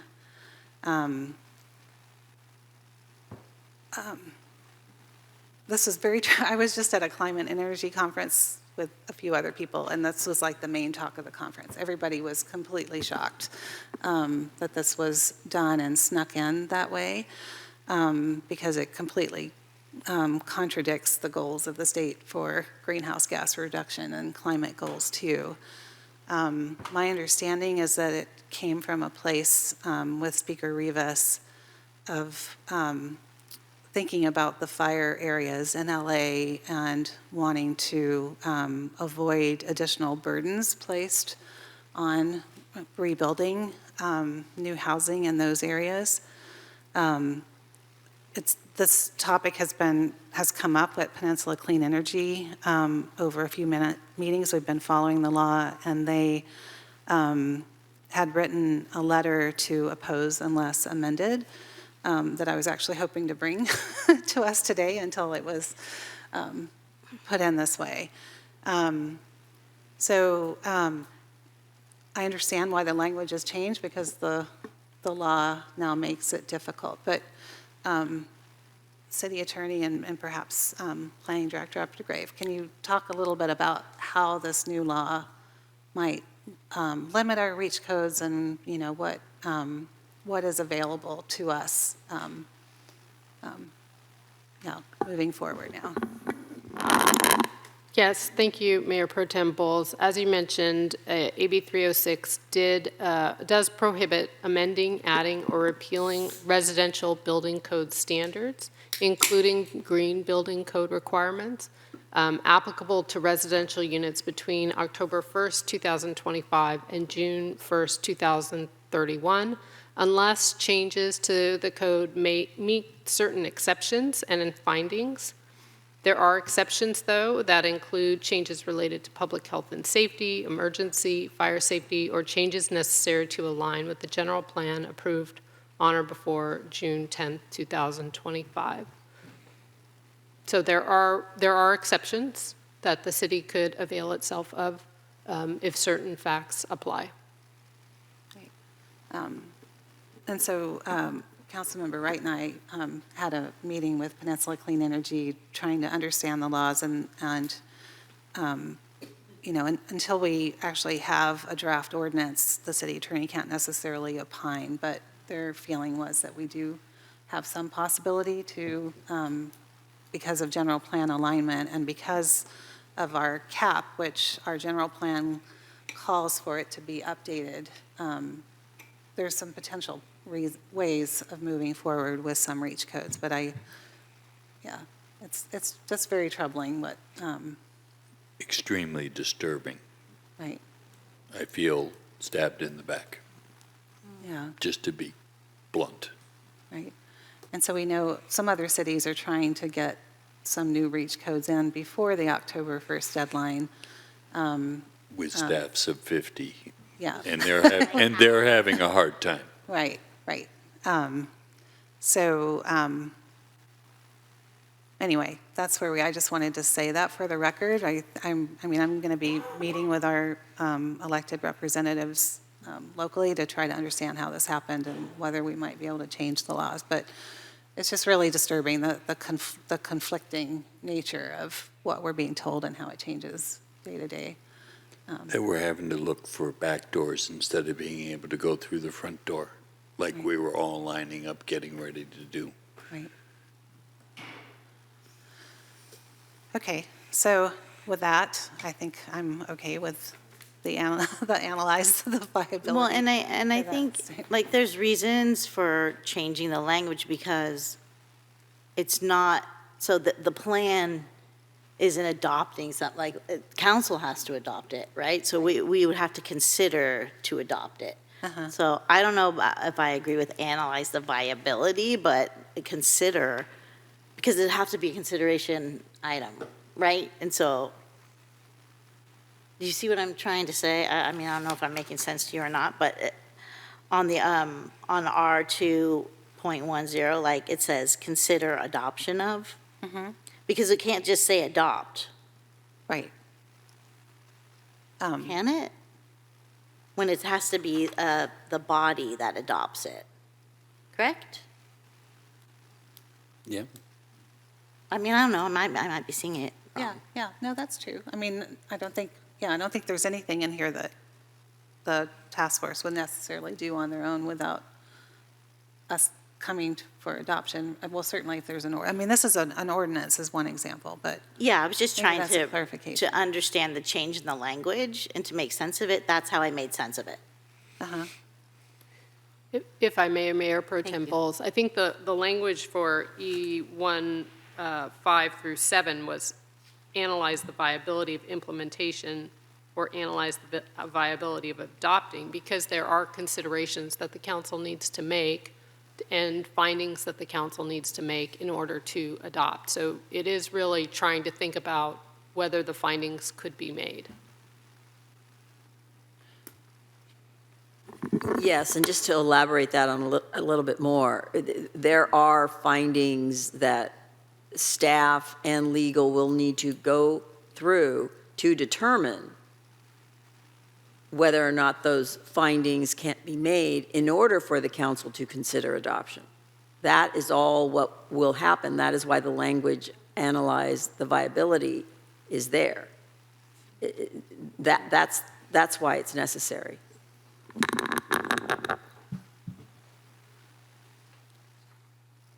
I'm wondering if you have any comment on that.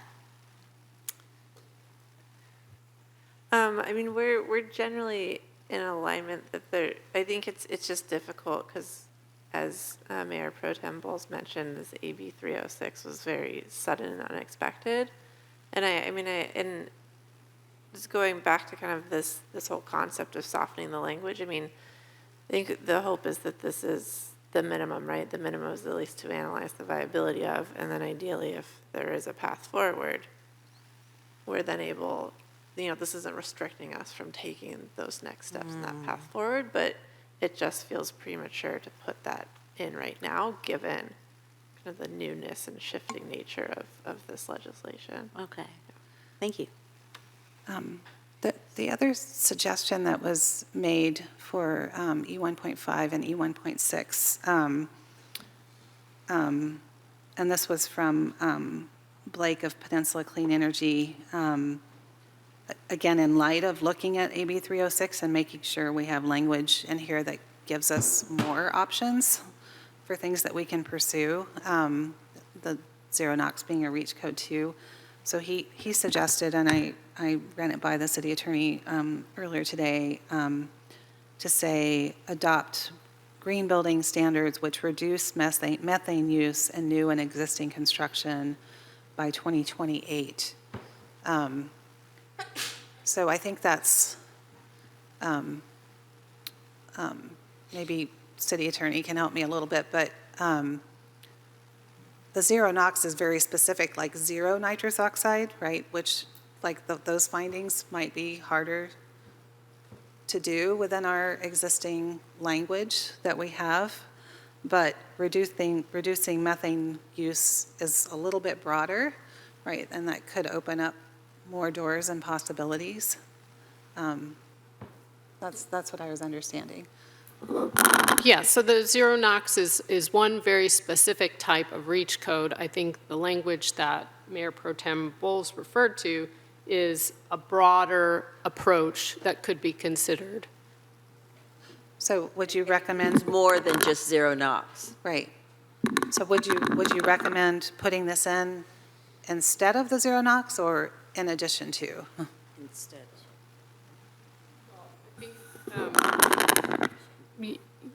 Yeah, instead of would be appropriate. Are we referring to E1, 5, 6, or 7, or all three when we're saying instead of? Just so I'm noting the right things here. I think it's just you want 1.6 and 1.7. Okay. So, and Monica, what are your thoughts on that? We hadn't really thought about whether it needed to take out the zero NOx. I don't know if we can say. Yeah, I think making it more encompassing makes sense. Yeah. Okay, so striking this language and just putting in what I had read. Recommendation, yes. Okay. Do we have consensus on that? I mean, I'm Do we in have favor of consensus on that? Is that? giving us more latitude is good in my mind's eye. Okay. Okay, all right, so let's do that. We will need somebody to read that language into the record. So Mayor Pro Tem Bowles, would you like to read that into the record? Or Sure. Adopt green building standards which reduce methane use in new and existing construction by 2028. And then staff is writing that down so that when a motion is made, we will be able to know exactly what are the amendments, because the motion will simply say, as amended by staff and council. Yes. Okay. So I think we can move on, if you can point us to other changes in the language. Certainly. Down to T2.1, also on packet page 711, the recommendation was to replace create with analyze the viability of creating a policy to eliminate, reduce minimum parking requirements for new developments, et cetera.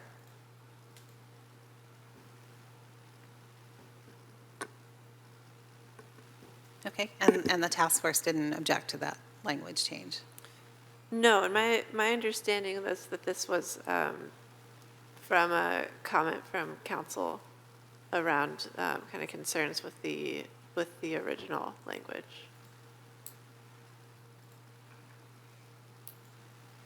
Okay. I mean, I know we have a lot of other policy documents. I mean, our housing element is reducing some parking requirements, and the Sharp Park specific plan does too. So, yeah, may or may not be needed. So if you guys are okay with the analyze. Yes. Okay. And also F3.1, I'm okay with that too, with that change. 3.1. Okay. And then, okay, so 3.1 is the next one? F3.1, the recommendation is to replace establish with consider establishing a food recovery program for restaurants by December 2027, consistent with state law. So, and can I just understand what staff's concerns were about that policy in particular? City Attorney Bizzano, would you be able to comment to the recommended change for F3.1? Yeah, so the consider establishing was consistent with the prior council recommendations on softening the language. But the addition of consistent with state law, it was just to make sure that whatever changes we make or whatever food recovery program for restaurants is considered is consistent with SB 1383 and its successor bills. And, you know, to just additionally, the city already has code provisions relating to organic food waste. So we want to make sure that whatever is adopted here is also consistent with already established regulations. Okay.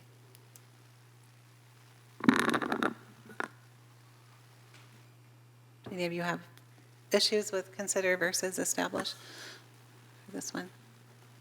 I mean, I don't. Okay, then move on. There's several other changes, but the next that relates to the initial verb that I can see would be now the R210 and R211, where the task force and staff differed in their recommendation. This is on packet page 713. Task force recommend keeping adopt. Staff recommended. Wait, hold on a second. Could we go to that page, Sarah? Yeah, thank you. Recommendation was to put a consider adoption of instead of adopt regulations to require all new roofing and re-roofing projects to meet or exceed the most current cool roof efficiency standards, and then R211, the same difference there. Okay. Just to remind the chair, it's almost 10:00. Oh, yeah. I think we should extend the meeting. Anybody want to make a motion to do that? I move we extend to 11:30. A second.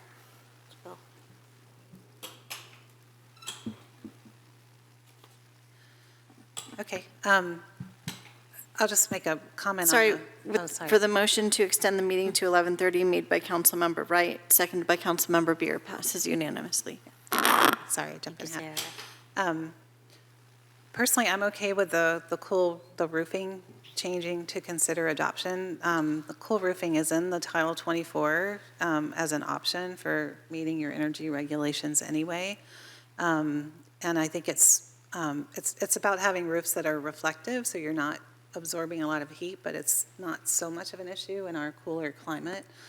Not yet. Anyway, I'm okay with the consider language there. I just wanted to say that. For both of them? I want to talk about the other ones separately, so. I'm okay with doing cool roofs now. Do you want to change the policy language? That's what I'm asking. Fine with considering. Okay. I can talk about the other one, too. The other one, so consider adoption of regulations in accordance with state law that limit development in landslide-prone areas. So I can't say that very well. This has been something that's, gosh, I appealed our general plan because of landslides, right? So it's something that's really. Why would we develop in landslide-prone areas? Why would we do that? Well, yeah, and actually, I went through, I was telling Monica, we already have policies in the general plan about restricting development in hazardous areas, so SAI 1-2, SAI 9, and then about expanding hillside preservation. So I feel like those policies are already here. I think it's good to have another body that's maybe looking out for them. I think they're good goals. But they are tricky regulations that require, like, because of takings law and things like that, I think adopt is too strong a word for that because of those nuances. So personally, I'm okay with those two changes. Okay. Sorry, task force, but. No, I appreciate your thoughts. Thanks. Okay. Is everybody else okay with that? We can I'm okay. move Yeah. on? Okay. All right. So now I'll open it up. Any other comments, questions? Go for it, Mary. You have. Okay, yeah, so I just don't understand the change to a council-appointed body. Is that the language? And What can page, you please? show me tell us where that language is? Elizabeth, please. The language is throughout, and Yeah. I think because it's listed as throughout action tables as a lead body, and then finally in the implementation section, when the task force makes recommendations for implementation, the original draft called it an environmental commission, and this version changed it to council-appointed implementation body, purely for the reason that it isn't yet named, that this is preceding a meeting that's going to happen in September where the task force is officially re-established to be the implementation body. That was per council direction in April of this year, that the task force would continue in a reformatted format to be the implementation body. But it's just called that very weird name in this document because it doesn't have a name yet and its charter hasn't been approved. But whether it's called, whatever it's called is up to council. Unfortunately, until we know, it doesn't have a name. Can we hear from the actual people what they think it should be named? They think it should be called Environmental Commission. That was their original recommendation. And as one of the task force members commented in their public comment, their specific reasons they chose commission versus committee versus task force. But I would defer to the chair for further comments. You summarized it well, Elizabeth. I think, it may be a little clunky written out as it is in the plan, but I think we could still, we could move with adoption whichever way, and then it's, as Elizabeth mentioned, it's really when the resolution comes forward to establish either, the extending the task force, or, does it become named something different at that time? Okay. I look forward to that meeting. Are there other questions, comments on anything else?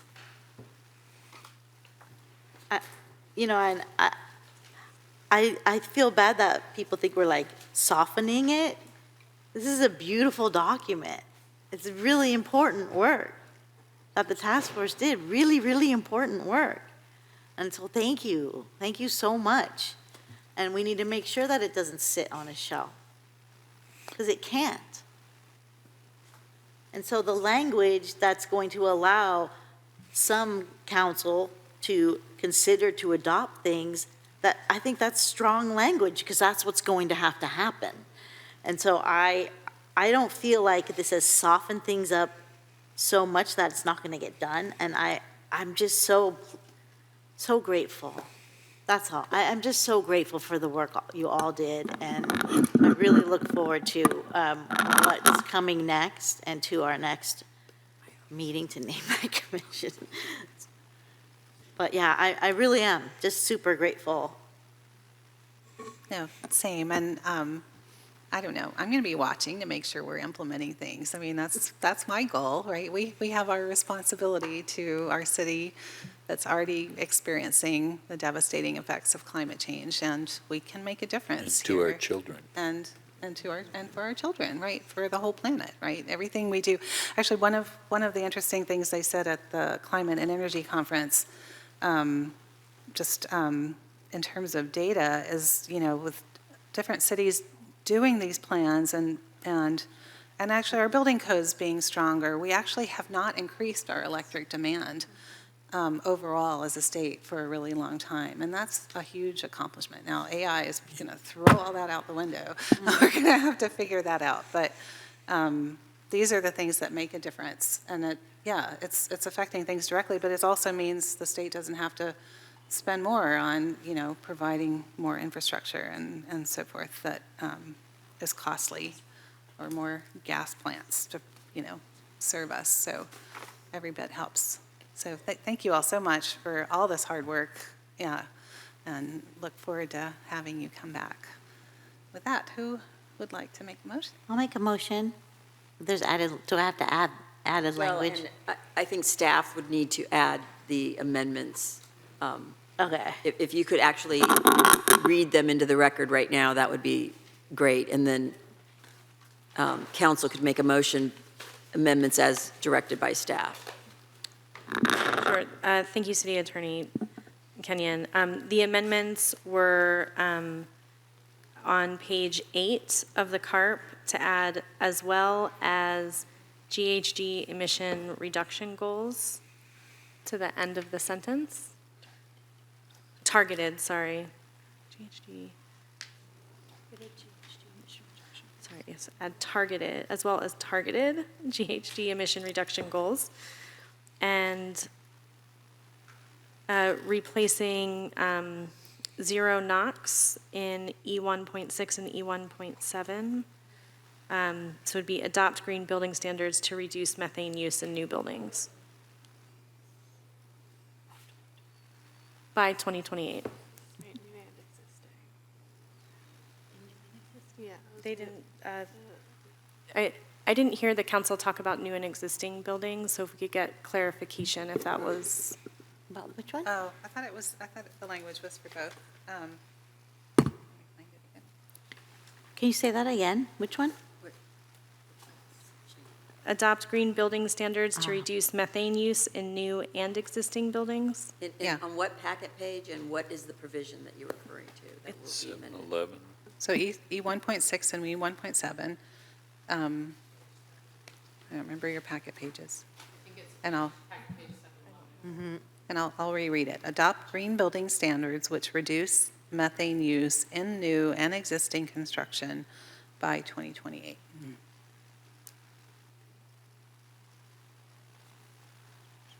Okay. Is that clear for the record, City Attorney? Okay, great. So the motion would be as amended by staff. All right, I move to adopt a resolution as amended by staff,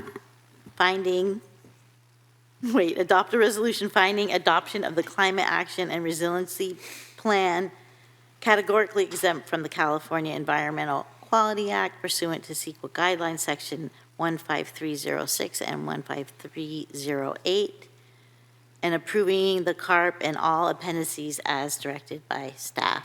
As amended. As amended by staff. Correct. I knew that. I'll second that very happily.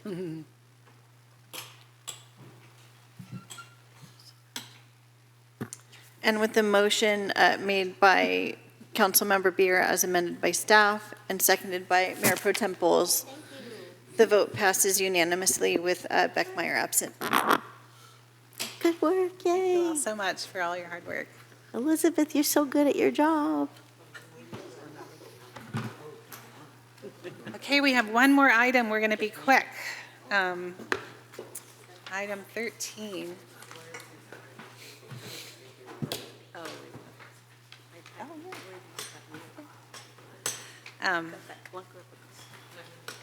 So this is a resolution approving the compensation and benefits plan for the unrepresented employee group for the period of July 1st, 2025 through June 30th, 2028. I will hand it over to City Manager Woodhouse. Thank you, Mayor Pro Tem Bowles, council members, Kevin Woodhouse, City Manager. We're going to do a little bit of a staff transition here and bring up our Finance and Administrative Services Director, Marisol Gomez, and our HR Manager, Zach Harris, to present on this final item, which relates to the MOU for the unrepresented groups of employees.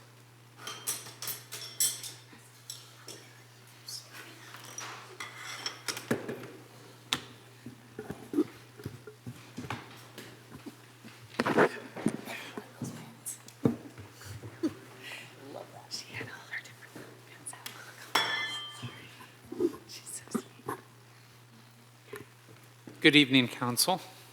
Good evening, Council. Okay.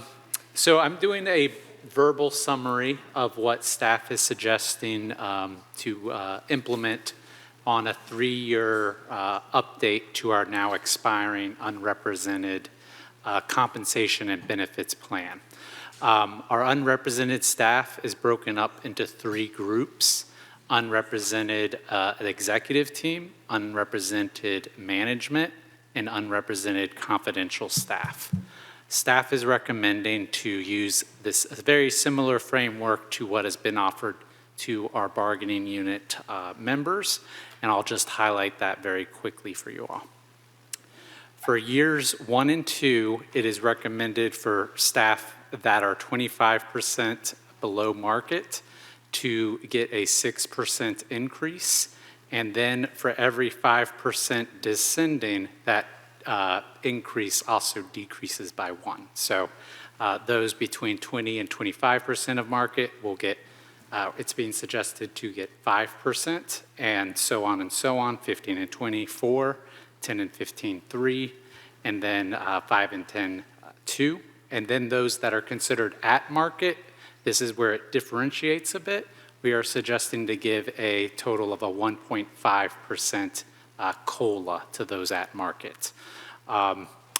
In year 3 of in this suggested benefits and compensation framework, it is suggested for those the farthest behind, those in the 25 plus group, to receive 2 additional 5% steps that employees can be moved into as they progress through their merit in an effort to improve our retention for those positions. For those 20 to 25% below market, it is being recommended to give 1 additional 5% step. I will highlight that this unrepresented group has employees at every level of those brackets that I just highlighted. One other recommendation that goes outside of this equity framework that has been offered to our bargaining units is it's being recommended for our city clerk to move from the management group to the executive group in an effort to improve the salary of that particular classification and bring it more in line with our peers who have also moved the city clerk to the executive group or their department head group, however they are using that language. Two other items to mention is it is being recommended to implement a 1% longevity at 5 years for our executive unrepped group and our management unrepped group. Again, to improve our retention for these classifications.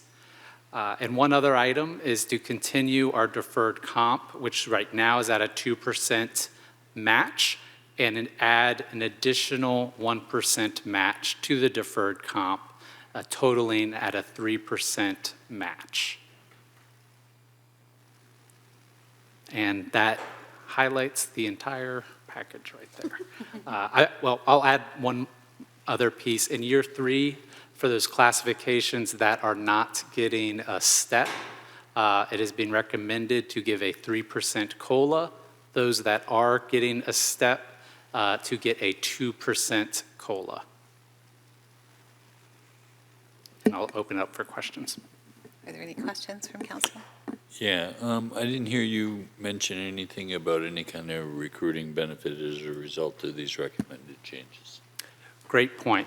So with these enhanced classifications, especially those at the farthest behind market, when we address these positions with steps, it's going to allow us to better advertise for those positions if we do get vacancies with a more lucrative salary range, and we can advertise the entire 3-year benefit plan when we go out to advertise instead of just where we currently are. Thank you, Zach. I'll open it up for public comment. I don't have any cards. Is there anyone online, Emily? No. Okay. With that, I will close public comment and bring it back to council. Thank you so much for all of your work on this, both of you. Appreciate it so much. Not an easy topic, talking about people's salaries, and I feel horribly guilty about underpaying people so much for so long. I'm glad that we're able to make some steps towards addressing that injustice. Very important. Yeah, and just, I mean, for anyone who didn't read the staff report, we're still facing a structural deficit, and the only way that we're able to offer this additional compensation is some very clever accounting and suggestions to actually borrow from positions that we are not filling to do that.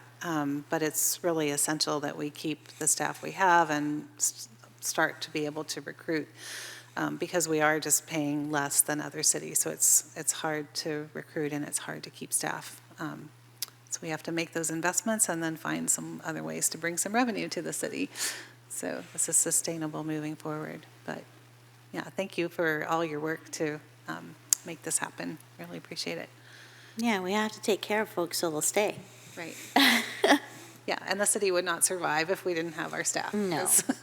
Yeah. And we're going to save, in the long run, a ton of money by saving the institutional knowledge that we've developed, because if we lose that, we lose more than just one person.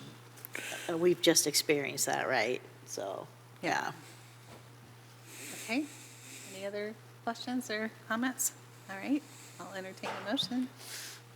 Want to make a motion? I'd be happy to second your motion. Okay, I'm just going to do it because I'm ready to go home, unless you want to read it? Want to read it? I move that we adopt the resolution approving the compensation and benefits plan for the unrepresented employee group for the period of July 1st, 2025 through June 30th, 2028, including the revised salary schedules. Do I need to read the whole thing? Michelle? No. Okay. So do I have a second? Second. Uh-oh. Let's give it to Myra this time. Use your mic, girl. So I had heard a motion by Mayor Pro Tem Bowles and a second by Councilmember Espinosa, who beat out Councilmember Wright just by a split second. And now for hitting the vote button. See 2 votes. Need one more? Okay. And with the motion to approve item number 13, as recommended, made by Mayor Pro Tem Bowles and seconded by Councilmember Espinosa, passes 4-0 with Beckmeyer absent. Thank you very much. And with that, I will adjourn our meeting at 11:10. Council communication. Council communication. Welcome to the E team. Sorry, council communication. This is my, I'm turning in. Oh, the old one. Oh, the old one, okay. We Thank you. Sorry, council communication. Do we still want to say anything? Yes. I did. You already adjourned. I did, but I forgot, and Greg reminded I'll go me. with the adjourned. Yeah, we can do it later. I did. Okay, all right, sorry. I'm not on top of everything yet. Literally. I'm sleeping.